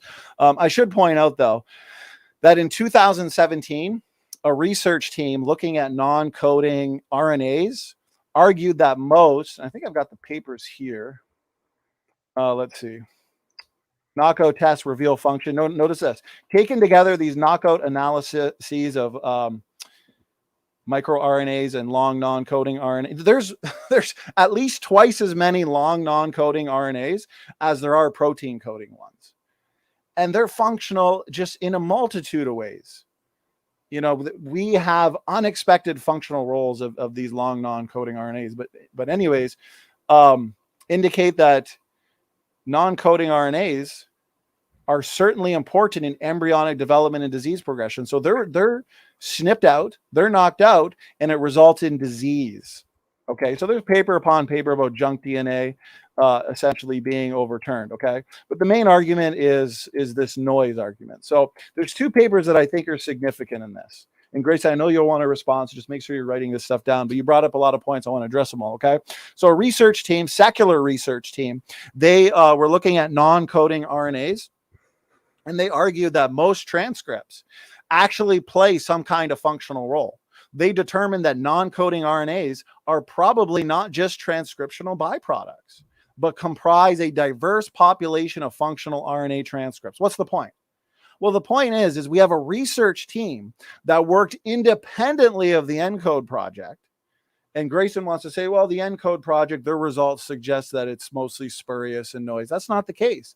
We have an independent team that are concluding that the transcription observed in the genome is mostly functional and not just biochemical noise. So that means this independent research further strengthens the results of the ENCODE project, okay? And then there was another paper in 2016 where but they didn't. Grayson, as you're going, I'm going to find the papers. I've got hundreds of slides here, but I have them for you up here. So just to let you know, we're past that 15-minute mark. So if you want to maybe finish this up, and then we'll let Grayson have a few minutes to respond, and then you want to just jump right into the closings. Yeah. Okay, I'll wrap it up. I'll wrap it up here with this point here. Okay. So again, if these transcripts were just noise and, they weren't functional, then this would just clutter up the interior of the cell if they weren't playing any kind of functional role. But the most important point, and I'll wrap it up with here, is it easier to keep junk around for millions of years? I find Grayson was downplaying how much energy the ATP being used for transcription. I feel like he was downplaying it, okay? Because you could just go through, study the process of itself and everything involved with the RNA polymerase and the promoter and just the process of taking the gene's DNA sequence, transcribing it to make an RNA molecule, okay? You've got transcription initiation, elongation, transcription termination. The elongation stage requires, notice this requires lots of ATP. Okay, ATP is needed for transcription. For example, at the point where transcription factors get attached to the promoter region of DNA and also in the adding of nucleotides during elongation. Energy is also needed when the stop codon stage is reached and the mRNA, messenger RNA, is detached from the DNA. All steps of transcription require energy. Guys, it's an energy intensive process. And to just say that the genome is just transcribing it, it's easier to do so, rather than, if evolution is true, having selection remove it in order to declutter the system, to say that is just an absolute, it's without evidence. It's an evolutionary derived rescue mechanism. It makes no sense. To say that it's just easier to transcribe it, even though it requires all of this energy, it doesn't make any sense scientifically. So I'll yield there. Grayson, go ahead. Wow, that was so many points. Okay, I'll try to work and address all of them. I hope I don't miss any of them. But first of all, the kind of energy that we're talking about, not that much. I mean, I don't even know if it amounts to one extra bite of food for an organism. Like, we're talking about on an organism level, how much more energy do you need to consume to support these extra transcription processes? It's not a lot. And furthermore, I think the main point that I'm saying is that most of this is outside of the like what selection sees, right? These energy differences are small enough to where on an organism level, there's other more pressing factors that are determining your overall fitness. So in terms of the overall impact on an organism's fitness that natural selection would see, because of these like spurious transcriptions, so like the very, 70% of these were like one transcript per cell. So the challenge I have is find one functional area of the genome that only requires one transcript per cell. I don't think you can do it. I don't think that anything that we know that is functional only gets one transcript per cell. That is such a small concentration compared to everything else that we know of that actually plays a functional role and how much it's being transcribed. So you mentioned a lot of ERVs, you mentioned ALUs, you mentioned long non-coding RNA. All of these things, when you hear the functions of these, just keep in mind what percent of these are functional. It's like not even 1% of them are functional. Like the function that we actually do know, because most of these categories do have a very, very, very, very small function. Like I said, for ERVs, it's not even a 0.1% that are shown to be functional. And this is like not just saying, oh, well, we don't know, they could be transcribed. We know the whole transcriptome. Like we know everything that's transcribed. ENCODE showed this and the amounts. And we know that like 0.1% is even transcribed. And that stuff is just degraded very quickly after it's transcribed in the genome. This kind of thing is not a big impact on fitness. It's not something that natural selection even selects on, because there's way more pressing factors. Like there's more pressing mutations that you have that are going to impact your fitness more than needing a little bit more energy to transcribe like one transcript of all of these different areas. I mean, look at the things that actually have function. Look how much they're transcribed. It's like a lot. And then finally, because I just love chromosome 2 fusion, the DDX11L2 gene has no known function, right? There haven't been that many papers written on it. No paper has been able to discern a function. I'm not saying it's not functional here. Don't get me wrong. I'm just saying if it does have a function, we've tried to figure out what that function is, and we can't figure it out. And yes, there are 2 varieties. Some have 2 exons, some have 1, or some have 3. The version that has 3 exons does include the fusion site as an intron, meaning it's spliced out of the end result, right? The exon is on the one side of it that is included in the long variant. But we don't know if any of these variants are doing anything. And they're at, 1 transcript per cell levels. And here's the kicker, right? Here's the best part of this DDX11L2 is because you can use that gene to prove chromosome 2 fusion. Because the prediction, right? If we look at the DDX11 genes, right? All the gene families of which that this gene belongs, that's supposedly here at this fusion site. We look at 98% of them are conserved among primates. All the primates have like a huge amount of overlap in our DDX11 genes. And so we look at the 2, and by the way, these DDX11 genes are always found next to the telomeres, the ends of the chromosomes.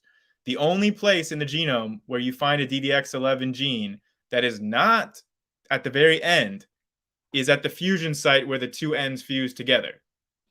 And the best part is when we look at chimpanzees and we look at the 2 genes, the 2 chromosomes that are reported to have fused together to human chromosome 2, we find the DDX11L2, the chimpanzee variant of it. We find it at the very end of the chromosome, right next to the telomere that we would predict to find it at if the chromosomes fuse together. That the DDX11L2 proves that these chromosomes fused. It's a verified prediction. So that's why I just wanted to point that out. All right, Grayson, are you prepared for your 5-minute closing?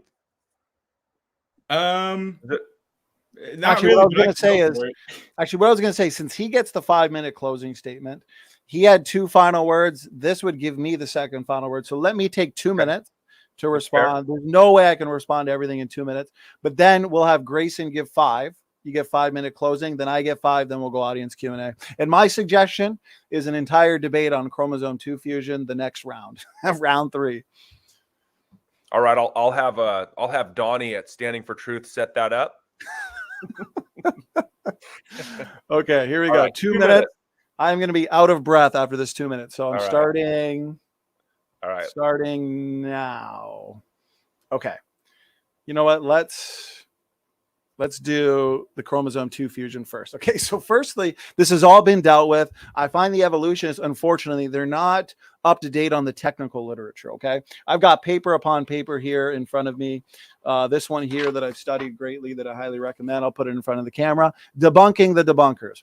So Dr. Jeffrey Tompkins, he deals with the majority of these, and he points out, and you can actually just find genetic data in these secular databases. You don't have to just take my word for it or his word for it, but the DDX11L2 gene is not a pseudogene. It is a highly essential gene that is required to sustain healthy cellular cells.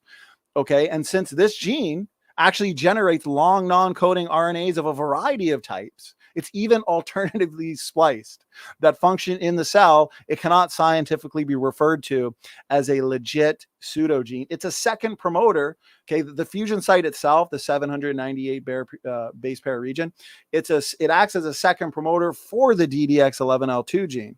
And promoters, we know promoters turn genes on and off. They're basically like genetic switches. Okay, and they work to facilitate genes in producing transcripts in specific amounts, in the right spots, at the right time, and at particular rates. This is function because it turns out that the second promoter in the DDX11L2 gene, the gene that overlaps this apparent fusion site, is the fusion site itself. Okay, so notice this in debunking the debunkers. Dr. Tompkins says, the fusion site sequence binds to at least 12 different transcription factors. Doesn't sound like it's spurious to me, including RNA polymerase II, the key enzyme that transcribes genes. Along with the binding of RNA polymerase is the fact that transcription has also been shown to initiate inside the fusion-like sequence in a classic promoter-like fashion. In the last 10 seconds here, I've got a whole presentation on this. We'll save it for our next debate. It's co-expressed, expressed in at least 255 different cell or tissue types, and the argument from Dr. Ken Miller has been destroyed. Okay, the site is indeed overlapped by the DDX11L2 gene as it lies within the first intron. And so here, I got to wrap it up here. My question to the evolutionists is, how do you get highly functional genes? You have to stop saying that it's spurious, it's transcribed at low levels, it's a pseudogene. That's false. In order for us to proceed in a sophisticated conversation, you have to update yourself on the data here, on the technical literature. And the basic question is, how do you get highly functional genes by slamming together two chromosomes? And his other points we'll have to save for a follow-up debate. I've also got a 5-minute closing statement to address his last junk DNA points there. But wild discussion. I appreciate it. And that's my last 2 minutes. So, all right. Great debate, you guys. Grayson, you ready for your 5-minute closing? Yeah, just so just to address some of what he just said, it's never been demonstrated what the function for DDX11L2 is. Never been demonstrated what that function is. We've tried. We don't know what the function is. So if he says it's functional, show me what that function is. Well, you can't. And then saying that the fusion site acts as a promoter. You know what else acts as promoters and is actively binded by transcription factors? Telomeric repeats, which is what you see in telomeres, which is what the fusion site is two end-to-end telomeric repeat sections fusing together. We would expect that to have a promotional activity from transcriptional binding. Like, that's literally what telomeric repeats are known to do. It's not a surprise. So I guess I'll just leave it on there for now. But like I said, I love chromosome 2 fusion. I think it's a great verified prediction of evolution. Right? Like we see the apes have 48 chromosomes. We have 46. That means we had to have a fusion. And then we looked in the DNA and we saw it right there. I mean, that to me, that's the smoking gun. That's a great verified prediction. But even beyond that, we already showed that, you have nested hierarchies of DNA sequence homology, even in the regions that are non-functional. They're too degraded. Like, he talked about how ERVs need to have a certain structure, a gag and a pole, so they can do viral mimicry. But then he also talked about syncytin and how it's necessary for placental development. Well, guess what? Syncytin does not do viral mimicry. Syncytin doesn't need to have a gag and a pole to do its job. Like, syncytin could just be a normal gene. And the gag and pole is super degraded. So it wouldn't even act as viral mimicry if it happened, or if it was translated. So, this stuff doesn't add up with these ERVs, with this non-functional DNA. Like I said, all the examples that we have are like less than 1% of the total of the DNA that we need to be accounted for. Like, it doesn't make sense to say that all this stuff is functional, that it's all doing some sort of purpose, and we just can't see it.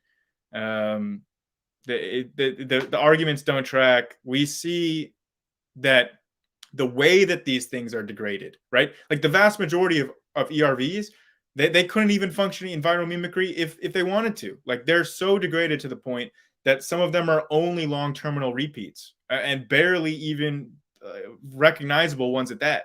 Like there's no open reading frame. There's no way that these things, if they were translated, would have any viral mimicry activity.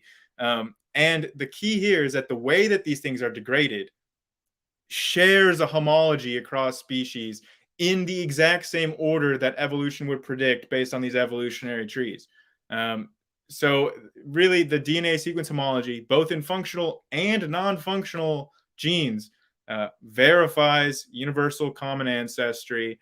And yeah, that's really it. I mean, if I could have a response about the whole goldfish being more similar to a human than a shark, even though goldfish and sharks are both fish, to me, that very clearly shows that the common design excuse for why we see these nested hierarchical homologous sequences clearly shows that the common design does not make predictions that we see, then that evolution does. So thank you. All right, Grayson, you have 1 more minute. You sure? Want to hand it up? Yeah, I will. I've been meaning to make a YouTube channel. I haven't made one yet for anyone in the audience. I'm still trying to think of a name. Since Kent asked me if I was related to corn, I was thinking of any corn-based names. I saw lots of people calling me Cornball or Cornholio in the comments. So if you have any suggestions for a name that you think would be good for my channel, leave them in the comments for me. I'll look them over. I'll say you're going to leave yourself wide open to a lot of corny jokes. All right, Donnie, going to give you 5 minutes on your first word. All right, I'm going to do another one breath. Great debate. You know, it's a great debate when I think I lost my voice. So, okay, here we go. Share. Start the timer. And, okay, which point do I start on? And, okay. So, firstly, the evolutionary community, they have a very unsophisticated view of the genome, okay? Because what we're doing as creationists is we're predicting that the vast majority of this genome activity is functional, not just spurious, not just noise. And I believe there's good reasons to believe so. I'm not going to reiterate those. I've already spent a lot of time discussing why. But we're confident enough to put predictions on paper, but also understand just how complex the developmental process is. During that 9 months, notice this on the slide, the number of possible scenarios in which a DNA sequence might plausibly function is now proving to be enormous. In the short 9-month window of time that represents human embryonic development, a single cell turns into a fully formed baby that contains hundreds of cell types that must execute an unimaginable number of cellular tasks. So when we actually consider the dynamic use of DNA sequences during these processes in the embryo, during the developmental process, we can easily see and predict that a lot of the functions in these non-coding regions of the genome, they are involved in the embryo. Okay, again, low-level transcription argument doesn't work. A lot of non-coding RNA genes, like pseudogenes, for example, but also with the ERV elements, they're only active or functional under certain conditions.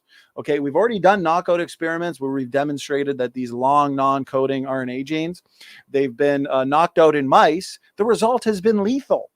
They've been linked with different types of diseases and cancers. This means these functional DNA units are crucial to health. The DDX11L2 gene, he's still saying that they've already looked for it. Dr. Jeffrey Tompkins is a PhD geneticist. He ran his own genome research center or lab for years and years. Okay, he's known what he's doing. He's addressed the critics here. This gene is situated in a region of many other important genes. It exists in a gene-rich area of the genome. And apparently, many, if not all, of the thousands of genes surrounding the DDX11L2 gene are not found in the chimpanzee. That's why evolutionists, they've attempted to argue that all of the genes got to where they are by moving from other areas of the human genome. Also, I didn't even get a chance to, and hopefully we'll talk about this next time, is we'll definitely debate the chromosome 2 fusion, but also the Y chromosome dissimilarity. I got a chart here that shows for a fact, okay, I've got all the sources here, So not only do we have low variation and fast mutation rates in the Y chromosome, the mitochondrial DNA, that's what we debated for the first, 45 minutes. And again, the most parsimonious explanation, I believe the audience can see it, is the reason why we have low variation in these DNA compartments, the mutation rate is high, is because the Y chromosome and the mitochondrial DNA are young. You could take every single Y chromosome on the planet, male Y chromosome, there's incredibly low variation, and they go back to one single Y chromosomal ancestor in the not so distant past. So why is there incredibly low variation in the Y chromosome, but then when you compare it to the chimpanzee Y chromosome, it's only about 35% the same when you consider overall gene content, architecture, size differences. Notice the human Y and the chimpanzee Y, it's half the size, it's completely different. And so that breaks their nested hierarchy. Okay, there's all types of discrepancies in their hierarchy. His question, why is a goldfish more similar to a human than a goldfish is to a shark? I don't know. According to their nested hierarchy, a fish and a shark, a fish is a shark, but a goldfish and a shark, you'd think that they would be more similar. Okay, there's a general hierarchy where humans and chimpanzees are more alike in terms of anatomy, morphology, physiology, and genetics than, let's say, a human and a whale. But you also have what's called incomplete lineage sorting. You have orphan genes, these taxonomically restricted and essential genes that essentially demonstrate the inconsistency. They have no consistent hierarchy. There's no consistent hierarchy in the Y chromosomes. You've got the human Y and the gorilla Y. Notice the gorilla Y over here. They're more similar than the human and the chimpanzee. That breaks the hierarchy. You've got convergent evolution. Every time convergent evolution is invoked, that is an admittance into the lack of uniqueness of the universal phylogenetic tree. So yeah, in general, there's a hierarchy. Kingdom, phylum, class, order, family, genus, species. Your humans are more similar to, your primates than humans would be to fish. But then you have anomalies. Like, for example, his question, why is a goldfish more similar to a human than it is to a shark? Okay, how do you explain the orphan genes? How do you explain all these examples of convergent evolution? And why is there no consistent hierarchy in Y chromosomes in the great ape family? So that's exactly 5 minutes, and I'll yield. All right. So Donnie, did you say you wanted to take another minute or two break? Are we good? You guys want to dive right into these questions? What I'll do is I see the questions here. Let me organize them. We'll do, I guess, our 25 minutes of questions. I'm going to go fill up my water, and we'll be good for the 25 minutes. So appreciate the patience getting over this sinus infection. So excellent debate. Lots of great points. Grayson and I were definitely going to do a round 3. So should we start with a question for me while you're filling up your water? No, because it might be a question I want to respond to. So Sam, the world famous, the award-winning moderator. You're going to make me sing, brother. Aren't you? You look good. Yes. All right. Yes. Sing a Christmas tune. Frosty the Snowman. Leave it back so I can see Grayson. We'll just chat with Grayson for a minute, if you don't mind. Yeah. All right. Yeah. So what would you do on this? Well, hold on. First, I want to personally compliment you that you've given a really decent and a higher quality debate than a lot of people that come on here and pivot to rhetoric and ultimately just attack God, and you haven't done that, and so I appreciate that. I think. Well, hey, I appreciate the compliment, man. Yeah, no, seriously. I mean, obviously, this debate topic has implications, and it's those implications that people are. It seems like the majority of the people that come here, they're offended by what the creation model represents, and so that's what they want to attack at the end of the day. And so and you haven't done that. So well, I'm much more interested on discussing like the ideas, and personally I don't really see like I'm not a Christian, but I don't really see a conflict between like the evolution model and like a belief in God. I don't think it, you can believe in both. Yeah, I mean, we would say that it might not be a salvational issue. I mean, there's theologians that have, multiple earned PhDs that, and they hold to evolution. And so they wouldn't say that it's, incompatible, but that's, yeah. So anyway, it looks like Donnie's back. So yeah, we'll just jump right into the questions. All right. So I haven't seen any of these. I guess I'm starting right at the beginning. Just the top creationist crybaby. Yeah, that's just the order they came in. Okay. So. And these are super chats too, right? No, there hasn't really been, or at least I haven't seen them from my StreamYard view, super chats. I think I've seen a couple. Well, then whatever. I fully apologize if I've missed those super chats. Actually, I can see one right there. Yeah, so we have one right there from Samar Farsam. Do you see it? I saw one from Pseudonym earlier, but I didn't read what it was. I've seen a couple of them trickle through, but I think we'll be able, I'm looking at them on the side. We should be able to get to all of them. So we'll just start at the beginning, regardless of a super chat or not, work our way through. So Sam, go ahead, brother. Yeah. Well, yeah, I just want to say if anyone sent in a super chat and I missed it, that's on me. I dropped the ball and I fully apologize for doing that. So yeah, so for the first question is from the creationist crybaby.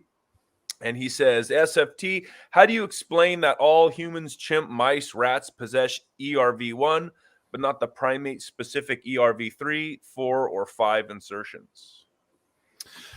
Okay, so let's work through this. So, and I saw Samir says, shorter answers so we get through more. Yeah, so let's make these technical questions. We could do a whole debate on ERVs. I wrote a whole book on it. So how do you explain that all humans, chimps, mice, and rats possess ERV1, but the primate-specific ERV3, 4 or 5 insertions? Okay, so firstly, according to the separate ancestry model, we would say that humans, chimps, and we've already, I think, demonstrated a number of ways why humans and chimps aren't related. And so if human and chimps aren't related, then they're definitely not related to mice and rats.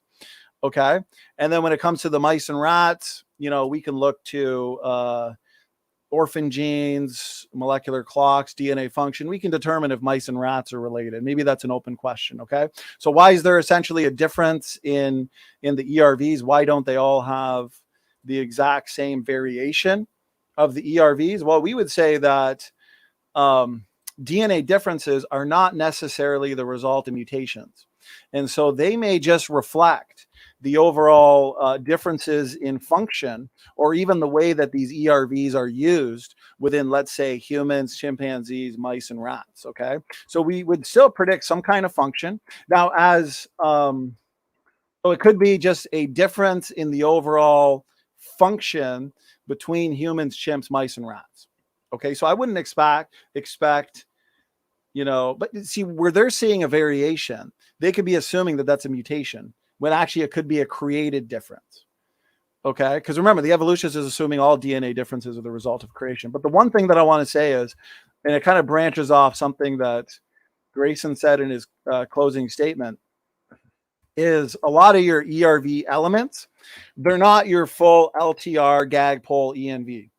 Okay, those are essentially what are involved in regulating genes, determining cell types, the placenta. The syncytin element of it is necessary for placental development. So I don't understand why we would say that's not needed. Okay, but you know, antiviral protectors. But then you have a lot of just solo LTRs. What they say are degenerated ERVs. They're assuming they're degenerated ERVs because I could go through paper after paper. I've done hours and hours worth of presentations on this topic. And they're now showing that these these solo LTRs, they are simply just a reflection of functional stretches of DNA. And so they have their own function. And so it's an assumption to say that they're degenerated ERVs. So that's my answer. It's the type of question where I would need to be face to face with creationist crybaby, and I'd really have to cross-examine good old crybaby here and get some more details on this. But that's how I'd answer it. So go ahead. Yeah, I would answer nut up or shut up. Show me the functions of the ERV 3, 4, and 5, and what those functions are in primates. Since I'm not aware of any of those being demonstrated as having functions, then, you know, that's the end of the story for me. I got to see the evidence. Show me the function. And then for the papers that you did cite, still less than 1% of the total.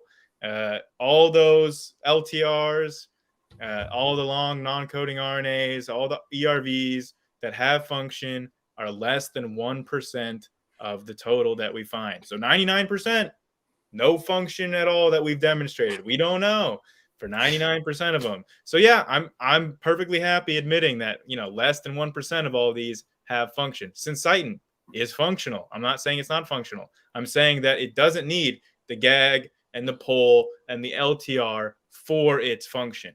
That's what I'm arguing. It does. The syncytin ERV does not do viral mimicry. The syncytin is the area of the function, and the syncytin could literally just be a gene. It doesn't need GAG, pol, LTR. It doesn't need to look like an ERV at all. It could just totally be a regular gene and have the same functionality. So, okay. So I guess question was for me. I'll respond. Yeah, because the ERVs that are specifically involved in embryonic development versus the ones that are, let's say, specifically involved in fighting off exogenous retroviruses or even safeguarding during embryological development, safeguarding our bodies against microbes and viruses. Okay, yeah, the syncytin may be necessary for embryological development, but then your GAG, pol, ENV, and LTRs in their completeness are necessary for viral mimicry and fighting off viruses. So again, I would say, show me, since you're saying show me the functions in these specific ERVs. Firstly, in the 60 to 80% genome-wide activity, okay, lies pseudogenes, ERVs, allele elements. Okay, so in those regions that are active, comprise these DNA elements that we have. It's not just one or two functions.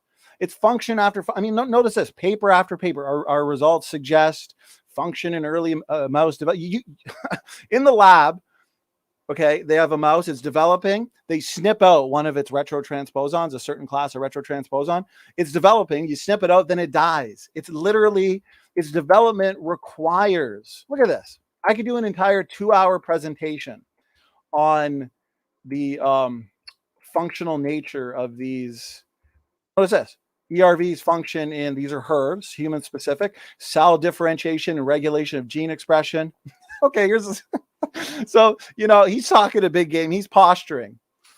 This function alone destroys your whole position. Show me an ERV or an exogenous retrovirus going from whatever function they have in being an exogenous retrovirus or a dead virus.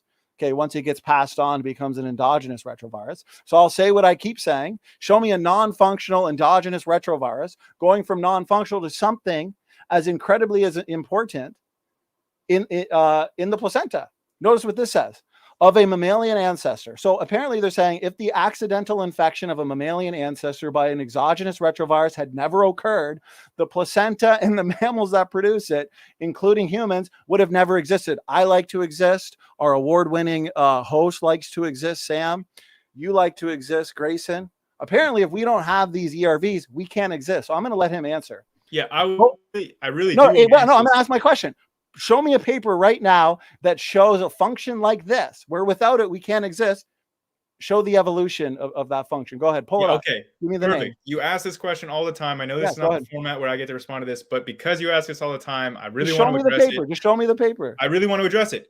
Go. You never have an ERV go from non-function to function because they don't start at That's why I said it's non-function. original function. Either original function or non-function. Show me an ERV or an exogenous retrovirus gaining the function that makes us and our existence necessary in the embryo. So, pull up what's the title of the paper? Quit dodging. What's the paper every title? Single retrovirus does viral mimicry, right? Like it does. Okay, so you don't have a paper. Viruses. Thank you. You don't have a paper. You're just rambling. You don't have a paper that shows an exogenous retrovirus integrating into the genome, being passed on through the germ cell lines, and then gaining or altering its pre-existing ability to become necessary in the embryo. Do you have that paper? Yes or no? I'm holding your feet to the fire. Look. Yes or no? Yes or no? Yeah, I mean, just to be clear, it's a basic question. Fair, it's just the question is whether or not you have a paper. We're just going to move through. I'm saying that no paper will demonstrate that because you exactly don't start because your position's false. So I want the audience to know. Can I finish? Because you don't start at non-functional. That's why you're never going to find something going from non-functional. That's why I said altering its original function then. So either it's a dead virus, it's non-functional. How does it go from that dead state to a state where it has function in determining It's never in a dead state. acting as an antiviral response? Are you kidding me? The whole point of an endogenous retrovirus being fixed in the population is that mutations are supposed to kill that which it was in order that it's no longer harmful, and then it can actually be passed on. So you don't know what you're talking about on endogenous retroviruses, and you just admitted you don't have a paper, Grayson. Because all retroviruses that incorporate into the genome prevent other virus infections. They're already doing the embryological development. Can I finish my sentence? Hold on. No, because this is my question, and I'm asking you a question, and you've already failed. We don't need to hear your rambles. You've already rambled for 6, 7, 8 minutes at a time. You don't have a paper that shows a pre-existing endogenous retrovirus altering whatever its function is and becoming necessary for embryological development. Because you have that paper. Is flawed. No. The premise isn't flawed. Your position is flawed. You don't have a paper, and you guys have been saying for the last 3 years that you'll give me a paper, and then a PhD virologist puts out a video 6 months ago, Dr. Dan Stern-Cardinal, admitting that a paper like that doesn't exist, or other evolutionists say, well, it just takes too long for that to happen. Now you're saying the premise is false. You guys don't know how to come to an actual agreement on this, Grayson. So your premise is false. Yeah, good one. Okay, so you don't have a paper. Make syncytin. Syncytin didn't change. The virus that infected us. That's your story. I get you believe that. I get you believe that. Give us a paper. Man up. Quit posturing. Post the paper in the chat. Send it after. That paper I showed you says without that endogenous retrovirus, we wouldn't exist. Mammals wouldn't exist. You wouldn't exist, and you don't know how to show us how that's possible. No, I'm agreeing that that's the case. I'm agreeing syncytin and the ERV is necessary. I 100% agree with that paper. We can just go ahead and move on because this is like the first or second. This is the first question still. And I get the last word, so I'm just going to say the audience has seen you don't have a paper, and you guys will never get a paper. So keep posturing on ERVs. But it's like asking for a paper if proving that red equals purple. No. All right. Just for anyone who's tuned in or isn't familiar with the way that the question or answer goes, not you, Grayson, you know how this works. Whoever the question is directed to, they get the first and the last response. So that's the way that the question and answer works. So, yeah, that said, we can move on. This isn't even a serious question. So Doki asks, he says, stated clearly, told me ERVs prove evolution. Just a fact. So why don't you just tap out, Donnie? It's over. I'll make this one quick. Just tell stated clearly to man up like Grayson does. Me and Grayson disagree. He comes on this channel, debates all the time. Hey, it gets heated, it gets passionate, but these are important topics. So stated clearly, I'll debate you anytime. Okay, next question. Yeah, well, did you want to touch on that, Grayson? We just talked about ERVs. All right, question for Donnie. Can they demonstrate the first blue-eyed man and woman, and why is blue eyes recessive? Well, again, they've come up with an approximate Y chromosome Adam, but to be specific and accurate is Noah. They've come up with an approximate consensus sequence for Noah, but they have, as we talked about in the first 40 minutes of the discussion, they have come up with a consensus sequence for Eve. So Dr. Rob Carter right here, I'm screen sharing him and Dr. John Sanford, mitochondrial diversity within modern human population. So they've been able to come up with Eve's sequence. They know the mutation rate roughly. They know how many mutations differ between, let's say, Grayson and myself from the Eve sequence. So that means we are that removed from the Eve sequence. So basically, yeah, we can tell the original sequence. And when it comes to rare alleles, let's say blue eyes, we can determine what's created and what's the result of mutation based on allele frequencies. So if we have a rare allele like blue eyes, then we know that's the result of mutation because it only exists in certain people.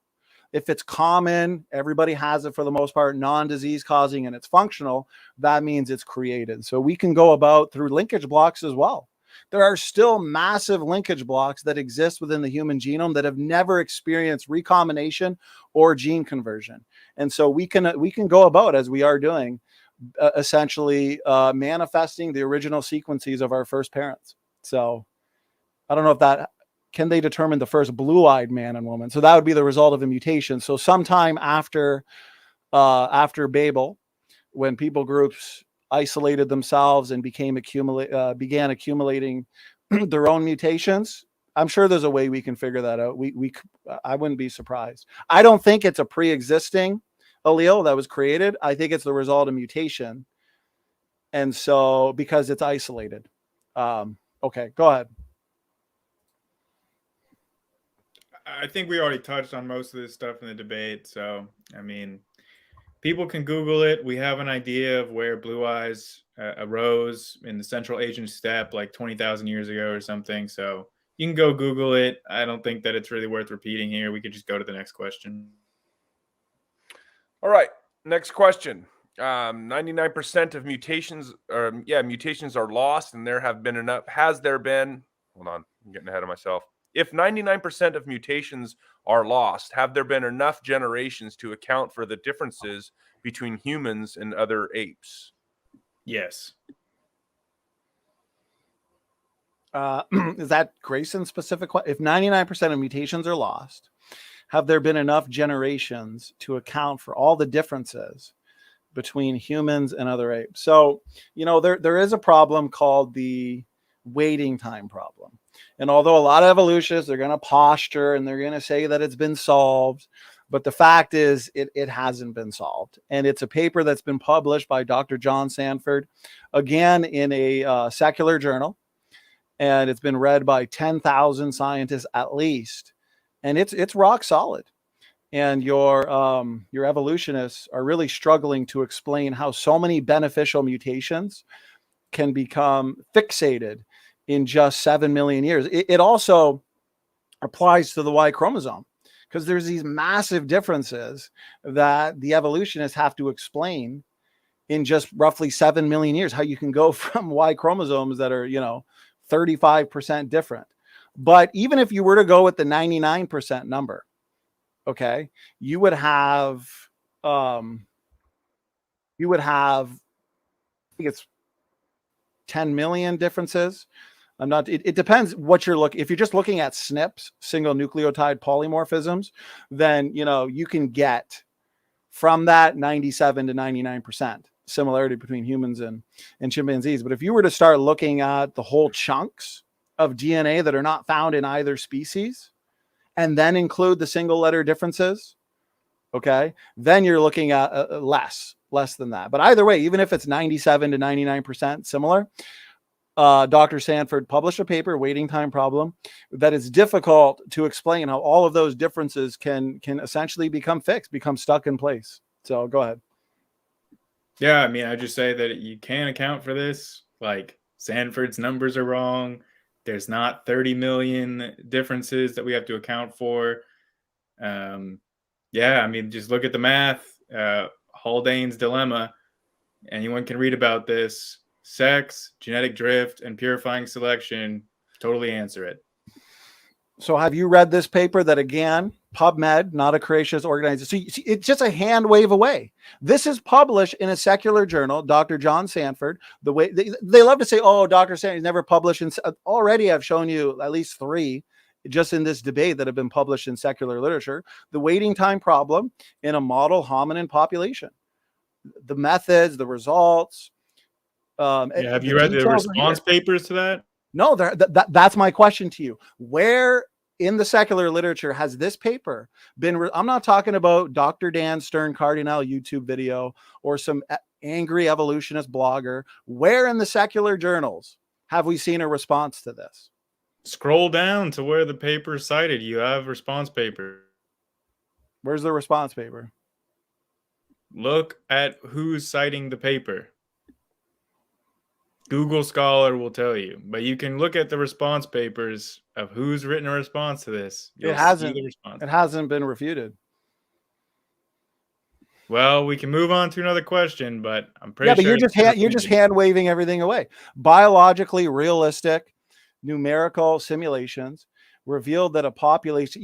I have a friend, a good friend, who's ran his own hundreds of numerical simulations using Mendel's accountant. They use look at this. This is in a secular journal. Biologically realistic numerical simulations reveal that a population of this type required inordinately long waiting times to establish even the shortest nucleotide strings.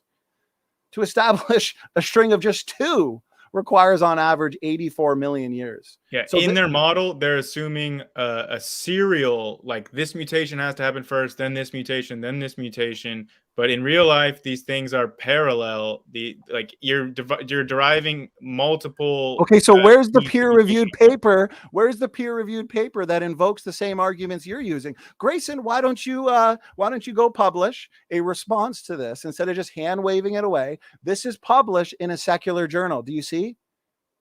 PubMed, National Library of Medicine, National Center of. This hasn't been refuted.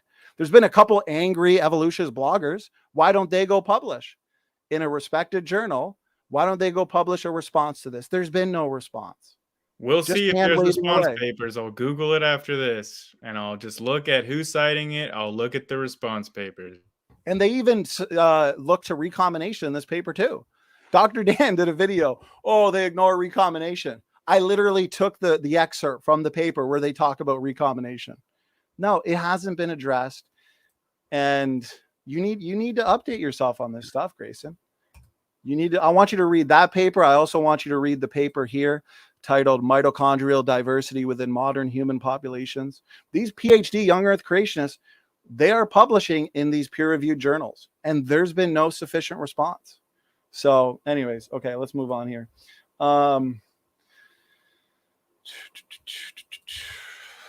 Okay, so next one. There we go. Yeah, so this question's for you, Donnie. The question is in the context of mutation accumulation with the rust on the car analogy. Why doesn't a perfect creator remove the rust? He will. That's the whole point of salvation. Get born again, pass from death unto life, regenerated, justified, predestined for glorification. You know, the redemption of our bodies. We're going to get a new body. There's going to be a new heaven, new earth. So he will remove the rust. God created a perfect world. We messed it up. Because of the fall, mutations, deleterious mutations were introduced into living creatures. And this is what I want to say. I'll make it really quick. So there's just so much to go over that, like, I've still got hundreds of slides I wanted to go over. So notice this. The biblical account of the patriarchs and their ages, pre and post flood, reveals classic genetic degeneration within humanity, starting with Adam and Eve. When all the relevant data are plotted, all these populations show a classical decay curve that approaches 0. Notice this. So you have a perfect genome, Adam and Eve created with pre-existing heterozygosity, no mutations. After creation, few mutations accumulate. After the flood, a lot of mutations accumulate. Notice, classic decay curve. Those that say, oh, this is just coincidental. Basically, it has a less than 1 chance in quadrillion of being coincidental. To accuse the biblical patriarchs and the authors of fabricating this is to say that they had advanced knowledge in biology, decay curves, and mathematics thousands of years ago. So yeah, God will deal with the rust. We've been decaying here since creation. You see the decay curve from mutation accumulation. Plots out perfectly consistent. And one day there'll be a new heaven and new earth. So good question. I yield. Grayson? I don't really have anything to comment on the Bible, so. All right. Oh, I keep thinking of them. Yep. You've got the questions. Okay, so next one. Okay, here we go. Yeah, so Samar, he did send a super chat question too, and I wasn't able to copy it. So hopefully you can go back not that far and find that.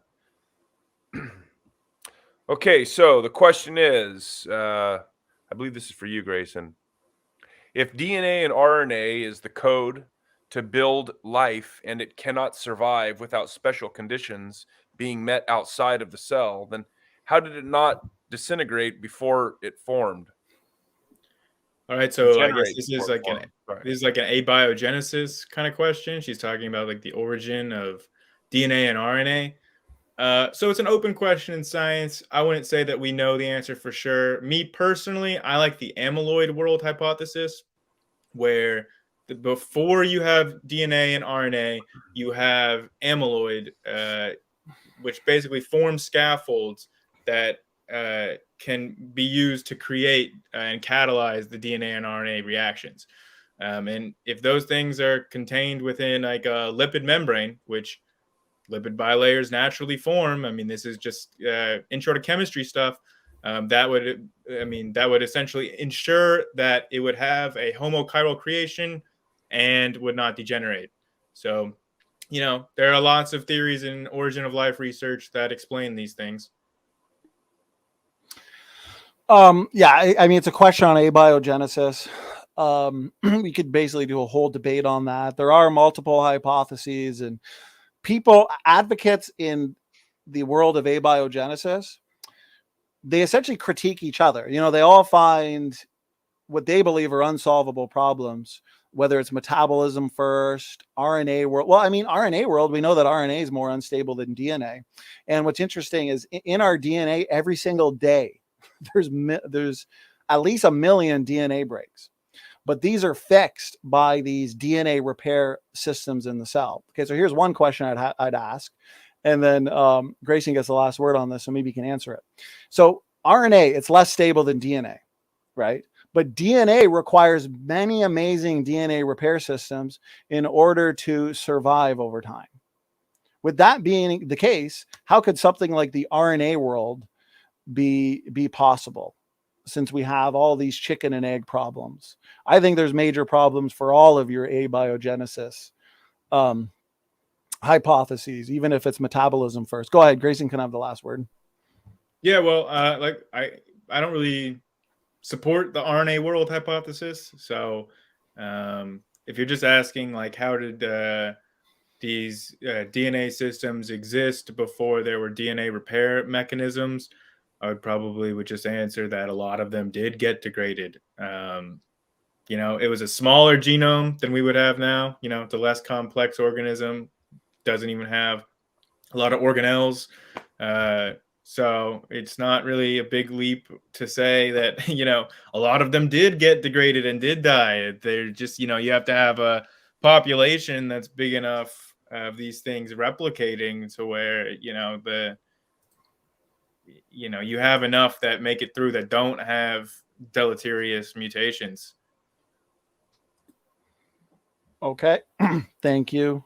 Go ahead, Sam, you get asked next. Oh, okay. Question. So if we derive from monkeys through mutations, how come there's still monkeys? Why don't the rest mutate into humans or something else? Okay, so this is a pretty common misconception with evolution. I will just say that the rest did mutate into something else. They're called chimpanzees. It's not like humans evolved from chimpanzees. Both humans and chimpanzees evolved from a shared ape ancestor. So the ancestor did continue to evolve into chimpanzees, into bonobos, into humans. It's not like the evolution just stopped. And the easy thing to point to is, we know dogs came from wolves, yet there are still wolves. So it's not exactly logical to think that just because something derived from a subpopulation of something else, it's like, Americans, or maybe America is not a great example. Let's do Canadians because, Donnie, represent. So Canadians largely come from France, and yet there are still French people. So how does that make sense? It's not a logical kind of assumption to make that we wouldn't have any of the ancestral population just because we have more derived versions from a subpopulation of those ancestors.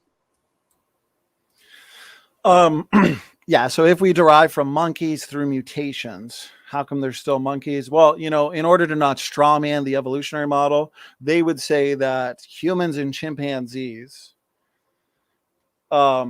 go back to a common ancestor. So we share a common ancestor. So in the distant past, you have a common ancestor between humans and chimpanzees. There's a split where you have humans go one way, the chimpanzee line goes the other. Okay.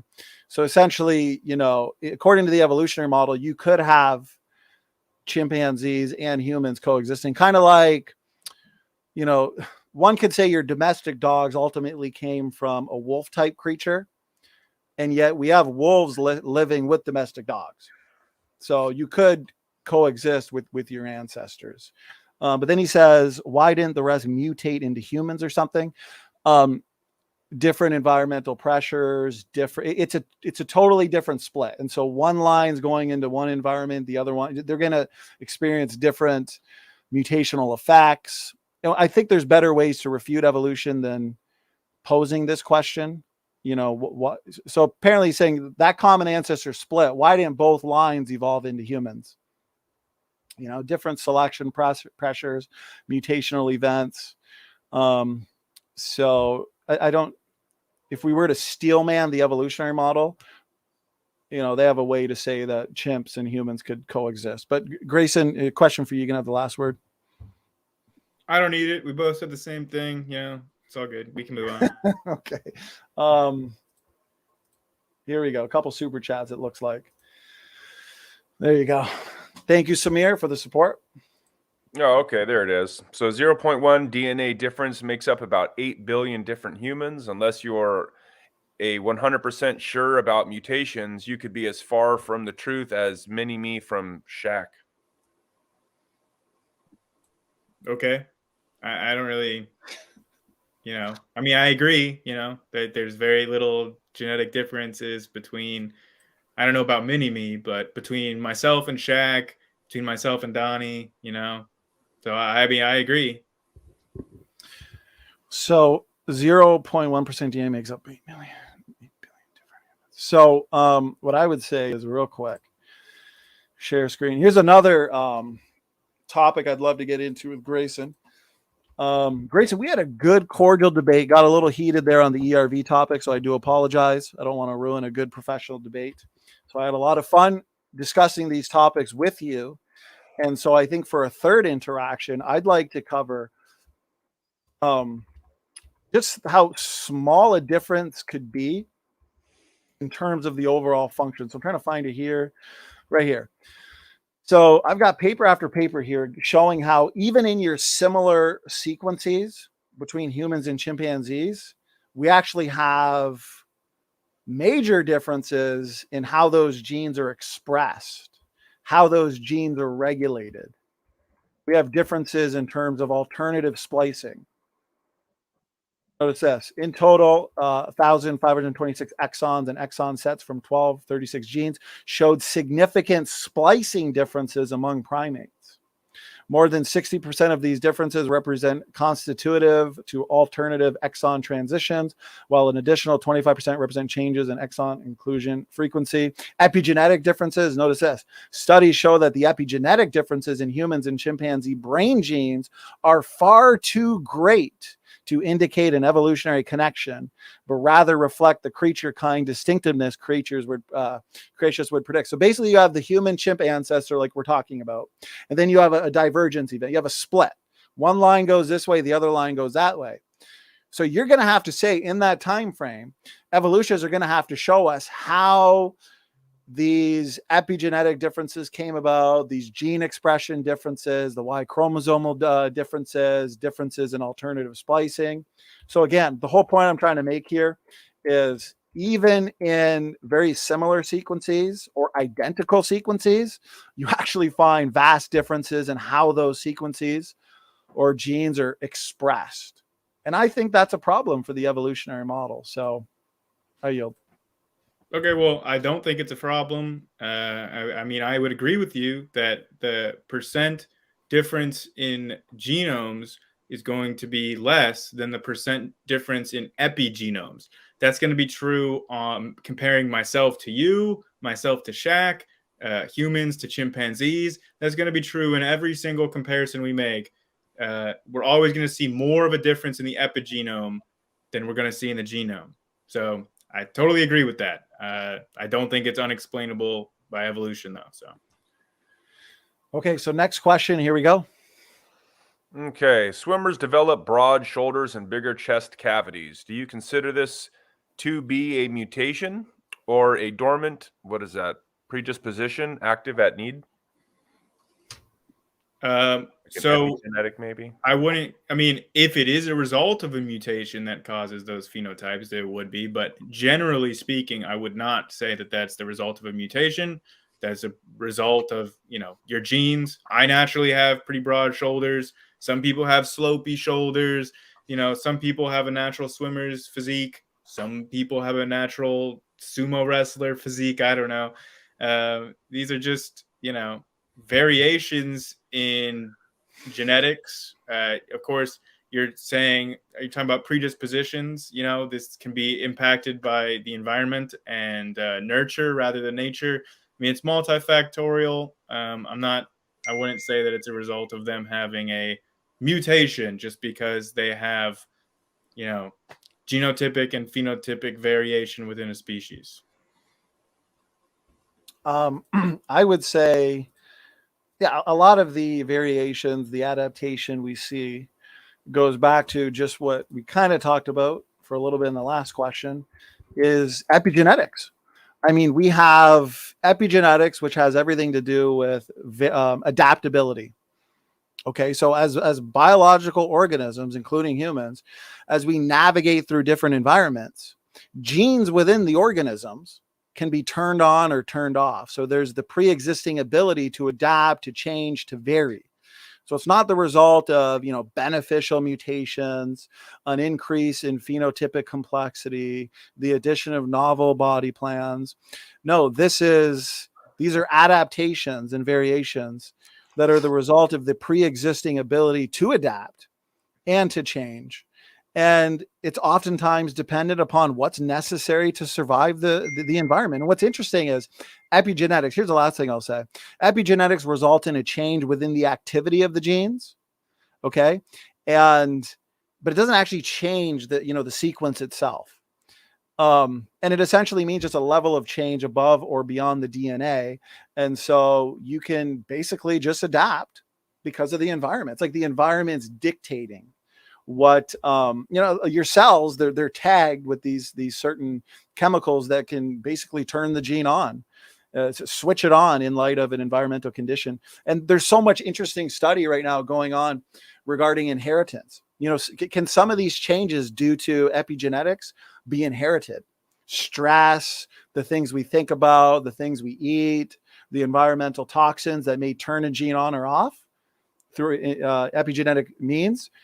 I think they're in the infancy of studying it. Grayson probably knows what I'm talking about, but that might actually be able to be inherited. You could have your grandparents' epigenetic modifications manifesting in you. It's a very interesting field for sure. Go ahead, Grayson, you get the last word. Well, thank you for explaining how we could get the epigenetic differences arising between chimpanzees and humans. I appreciate you making that argument for me. Thanks.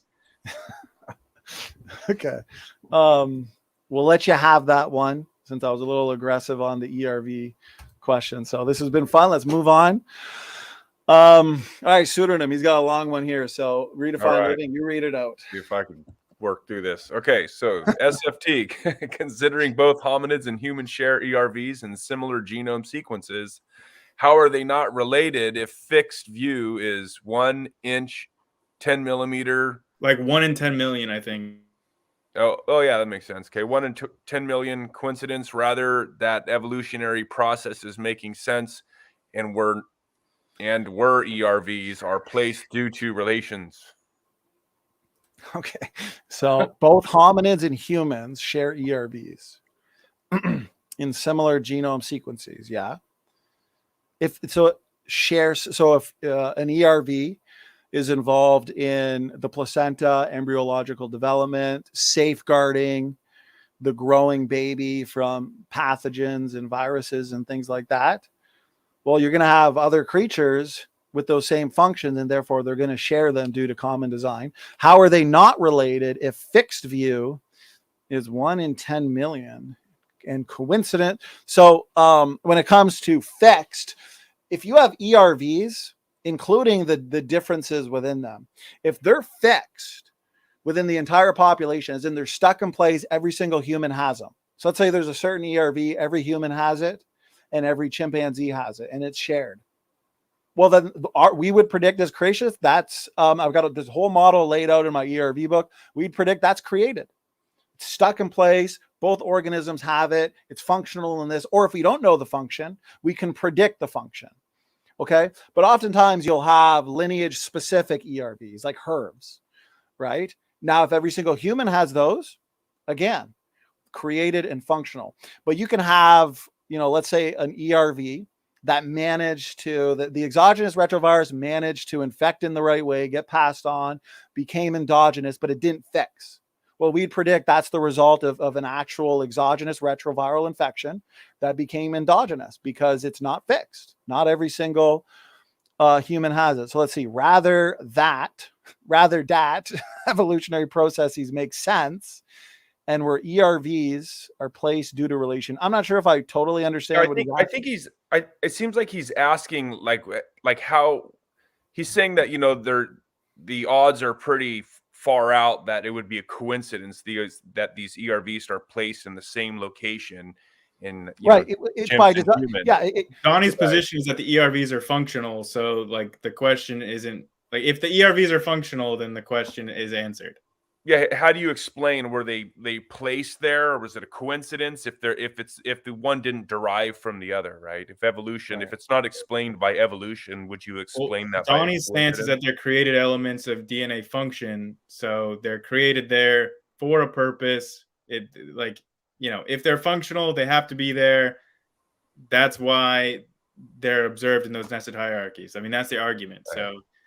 Right. So so notice this, the hierarchical distribution of life, these groups within groups pattern. So humans, chimpanzees, mice, these are all mammals. Then you get into lizards, salamander, fish. Okay. So if we as humans share more with the chimpanzee than we do with the mouse, then we would say that's due to common design. We share more in overall anatomy, morphology with the chimpanzee than we do with the mouse. But yes, if they're all there, we're not saying that they were fixed there after creation within thousands of years. We're saying the ones that are fixed, the ones that all humans have, and let's say they even share them with chimpanzees or some with chimpanzees, then we would say they're there for a beneficial reason, a functional reason. Okay. And this comes down to the origin of RNA viruses in general. RNA viruses require a host to replicate. So what came first, the host or the RNA virus? It makes sense that all of these viral-like elements were created in the host, and there's been escapees, there's been harmful viruses that have crossed species, and because they're crossing into a host that's not its original, the host now doesn't know how to regulate the virus, and so it burns hot and fast and leads to disease. But we can actually trace back where that virus came from originally, because a lot of these viruses, they only have a few genes, and the question is, where did they get those genes? So I think that brings us to a totally separate debate. What is the origin of RNA viruses and viral-like elements to begin with? Really so quick, yeah, go ahead. Can I ask you something about the nested hierarchies? I mean, what I was saying in my intro, like, why didn't, like, if creationists in the creation model would expect to see nested hierarchies, why wasn't that prediction made until after Carolus Linnaeus observed them and then challenged all the creationists? Somebody please explain this, and nobody could. Well, Linnaeus never believed that humans and chimps were related. No, I'm not saying he didn't say anything about evolution. This has nothing to do with evolution. It's just about the observed patterns of nested hierarchies among organisms. So that was not, it was not like, there was 1700, 1600, I don't know, years of Christianity, reading the Bible. Nobody predicted that we would see these nested hierarchy patterns. And then the first person that discovered them, Carolus Linnaeus, father of taxonomy, he was a creationist. Nobody believed in evolution. He challenged the entire world. Somebody please explain why we see these nested hierarchies. And nobody could explain it. Well, there's been a lot of good intelligent design advocates, creationists that have explained it. Before Linnaeus, there were people who have recognized the fact that we as humans share more with other creatures than we do with other. I mean, by definition, every creature you look at, this is funny. This is the phylogeny challenge. I made this. So, your evolutionists believe that this is how the biological world, the patterns we see in it, apparently this is how it should be. Humans just separate from everything, and then everything else over here. But here's the thing: we're made with the same building blocks, DNA, RNA, proteins. There's morphology, similar structures, similar systems in terms of biology. Of course, we're going to fit somewhere. By definition, humans have to be more similar to some creatures than others. And so if you see here in terms of the hierarchy, humans, we're grouped with primates. Primates and humans are grouped with mammals. Humans, primates, and mammals are grouped with vertebrates. But we as humans all share a lot more with each other than we do with chimpanzees. And yet humans and chimpanzees share more with each other than humans and whales. Okay, so yeah, there is this nested hierarchy, but all you got to do is stand back and look at the organisms. It's not a surprise. People have pointed this out even before Linnaeus, that yeah, we share more with your primates than we would with your fish or your invertebrates like insects.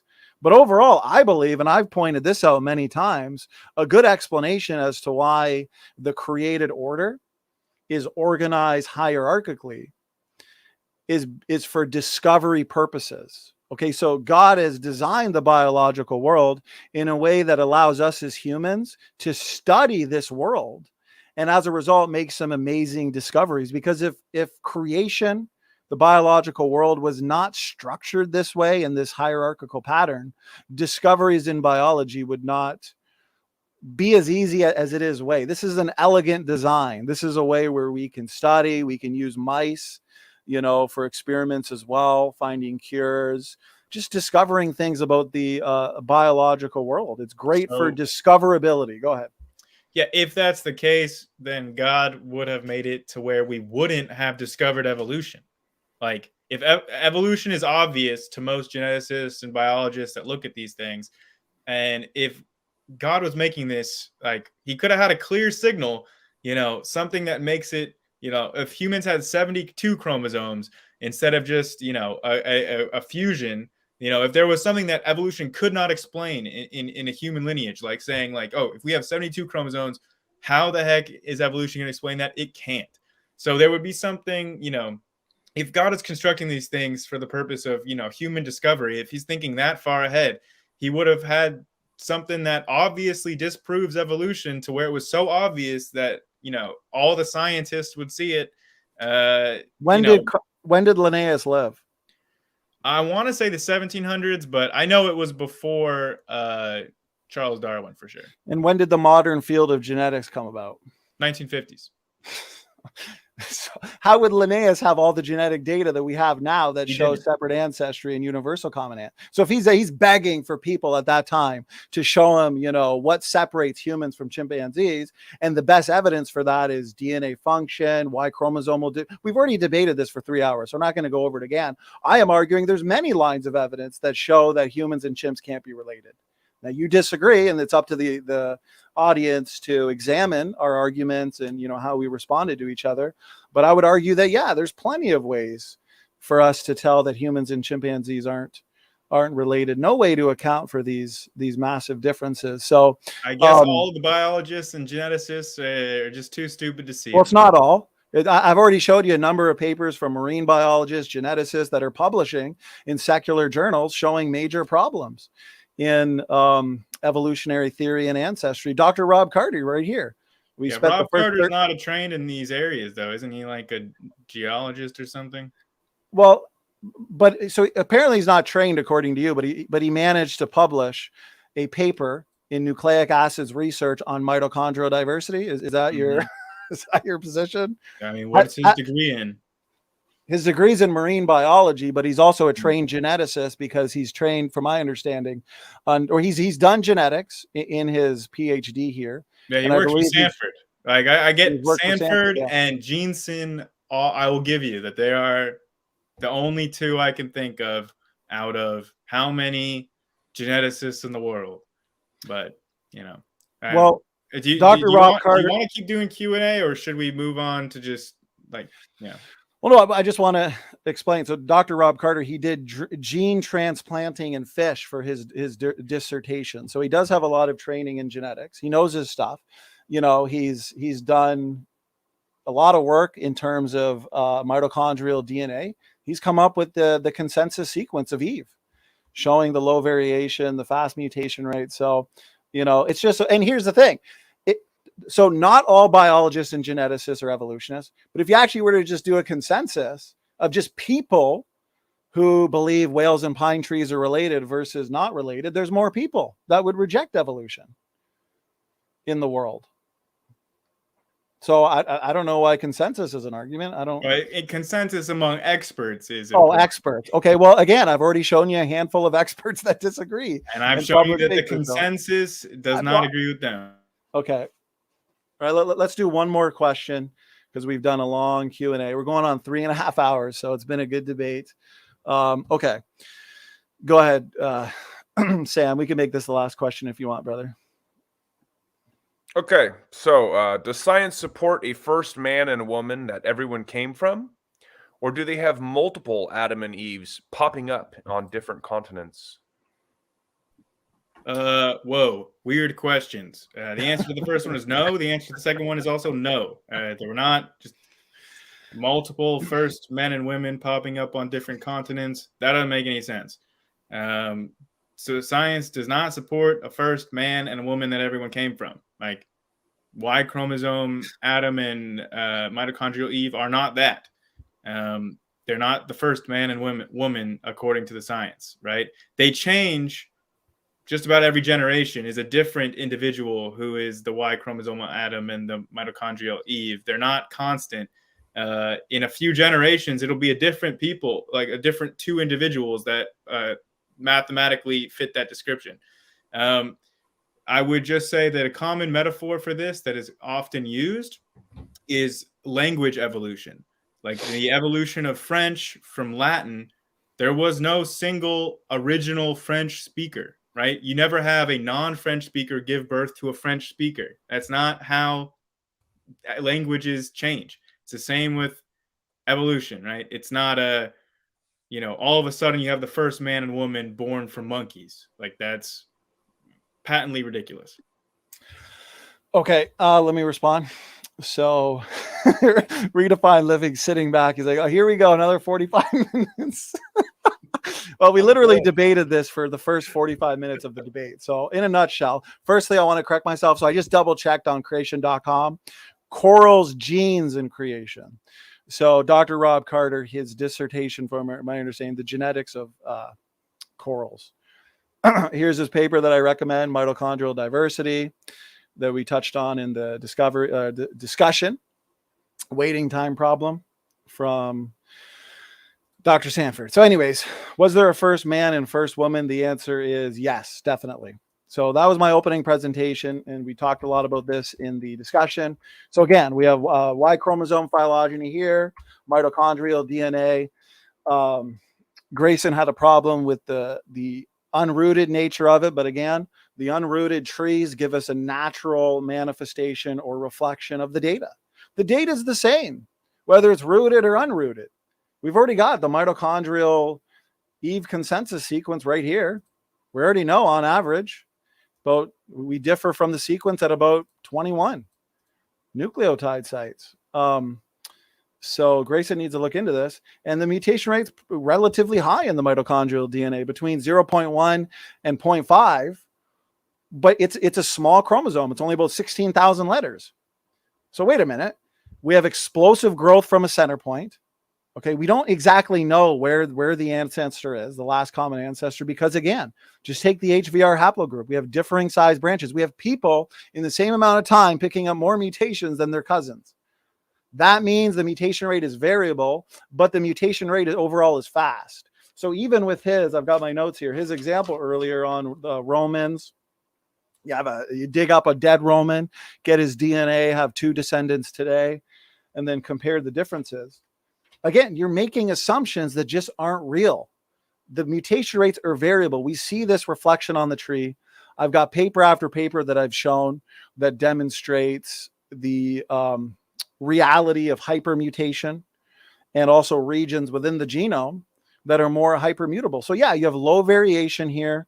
You have explosive growth from a center point. That's exactly what our model says. Adam and Eve are created, and then we have rapid and exponential growth. Then we have the flood. Then you have 8 people 3 reproducing couples, Noah's sons, Shem, Ham, and Japheth, their wives. We all come from them. Okay, so rapid and exponential population growth. That's what we see. Low variation, fast mutation rate, one woman. Right here, Y chromosome. Low variation, fast mutation rate, variable mutation rates as well, and explosive growth from a center point. I mean, there's no better evidence. It's like if we all descended from 2 people, this is exactly what we'd expect to find. Evidence for one Y chromosomal ancestor, evidence for one mitochondrial DNA ancestor. And according to the evolutionist model, apparently from a population of males and females, there was a lucky father and a lucky mother that, they were the only ones that were able to pass on their genes. They looked at what's called, here's the last thing I'll say. They looked at what's called coalescence as a rescue device, but that assumes what's called random mating. No, when you have people isolated, in certain parts of the world, and historically we understand that people groups, they existed in tribes and they typically intermarried in tribes. So there's no real reason why we should expect one mitochondrial line, one Y chromosome line. There's every reason to expect that we'd have multiple lines and that we'd even share some with the chimpanzee. But yet the mitochondrial DNA and the Y chromosome is massively different between humans and chimpanzees. Amazing evidence for the fact that we came from one man and one woman. And so I yield there. Yeah, so it's a mathematical certainty, just from math and statistics, that at any part of the genome that you look, you're going to find one individual, a most recent common ancestor for all the humans alive today, that's going to have, you're going to trace the ancestry of that part of the genome to that person. You can do this for any section. You could do this for one base pair. You could do this for one gene. You could do this for any chromosome. It doesn't have to be mitochondrial. It doesn't have to be Y chromosome. You could do it for literally any portion of the gene. And you're going to get different individuals for every single time that you do that analysis. And if you do it in 100 years, you're going to get another different individuals because it varies from generation to generation. So this is a mathematical certainty. It's predicted. You can do it for every single part of the genome. And even if we use Donnie's rates or Jeanson's rates that they use for Y chromosome and mitochondrial, if we do that on a different chromosome, let's do that on chromosome 2. Let's see who our most recent, Adam and Eve were or just one individual for chromosome 2. Guess what? It's more than 6,000 years ago, even by Jeanson's own model. And looking at any other chromosome refutes it. But you don't even need to do that. Like I said, you could dig up any individual, any Roman individual, any individual from the past, from a known civilization where we know the dates, like ancient Rome, dig up any of those bodies, look at the DNA, and it easily debunks this whole thing. You could just look at how many mutations are present in that ancient individual, what haplogroup they are, and it debunks this easily. Literally any ancient individual. Well, and we have thousands of them. So, I mean this in the nicest way, Grayson, but it's like you didn't hear anything I just said. And the things that I said in the first 45 minutes of the discussion. Your Roman example, the Canary Islands example, they don't work. We have variable mutation rates. It's right here on the tree. This is real-time data. This is worldwide. You're saying, oh, you could take one part of the genome here and you're going to find one last common ancestor. Part of the genome here, find one last common ancestor. Dude, this is worldwide. You can just get this yourself from the 1,000 Genomes Project. If there are variable mutation rates, then you cannot calculate the 6,000 years to mitochondrial Eve. I never said I could. I said it's the pattern that matters. It's the fact that we have fast mutation rates. It's the fact that we have evidence for a rapidly growing population. Okay, I'm not saying I can locate exactly where Noah is. That's why I'm not rooting it. I am giving an unrooted representation of the empirical data, Y chromosome and mitochondrial DNA. Just look at any haplogroup. Here's the most common haplogroup in Europe. Differing size, but these branches, reflection of mutations, all go back to a common ancestor. We have differing size branches, meaning you have more people in the same amount of time are picking up more mutations than other people. Mutation rates are variable. This paper here goes over a number of reasons why people can have germline hypermutation. This is today. I mean, just think of the harsh environmental conditions from thousands of years ago that could have really sped things up. But anyways, after creation, or I mean, after the flood, what we'd have with 8 people and then a rapidly expanding population is we'd have what's called rapid fixation of new mutations. So you'd have a faster fixation rate because you have mutations popping up, but it's a small population. They're isolated basically until Babel, until they disperse. And so you have new mutations fixating, getting stuck in place, and then they spread out. Okay, so we've looked at Y chromosome and mitochondrial DNA, and we're only separated by a few differences. We have evidence for a rapidly growing population. Mutation rates are variable.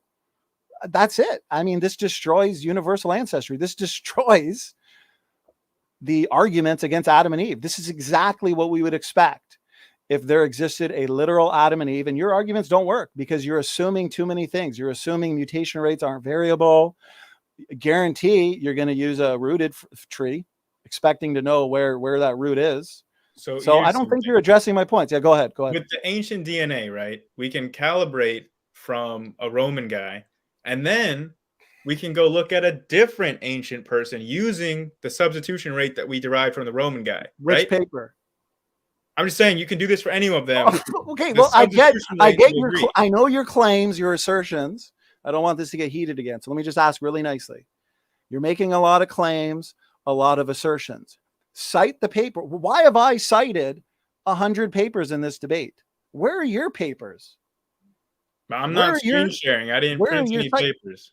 Well, what about in front of you? I've got I've got at least a dozen here in front of me. Here's one, here's one, here's one.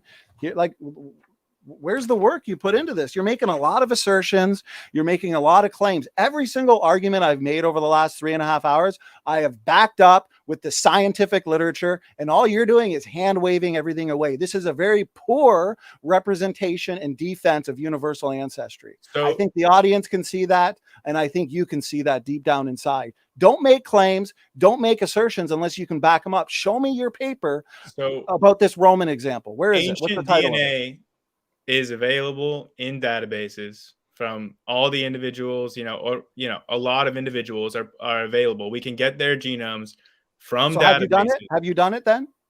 Or are you just saying that we could? Have you done it? No, I haven't done it. Okay, so as of now, as per the debate, you have claims, assertions, and I could do this, but you haven't. Mm-hmm. Universal, you have not met your burden of proof tonight. I have backed everything up tonight over the last 3.5 hours with visual representations in the term of phylogenies. I've shown you dozens of papers. I've backed up everything. These are individual. No, you haven't. You've definitely have shown papers. I know that you're reading the papers, but they're not backing up what you're saying other than the creationist papers.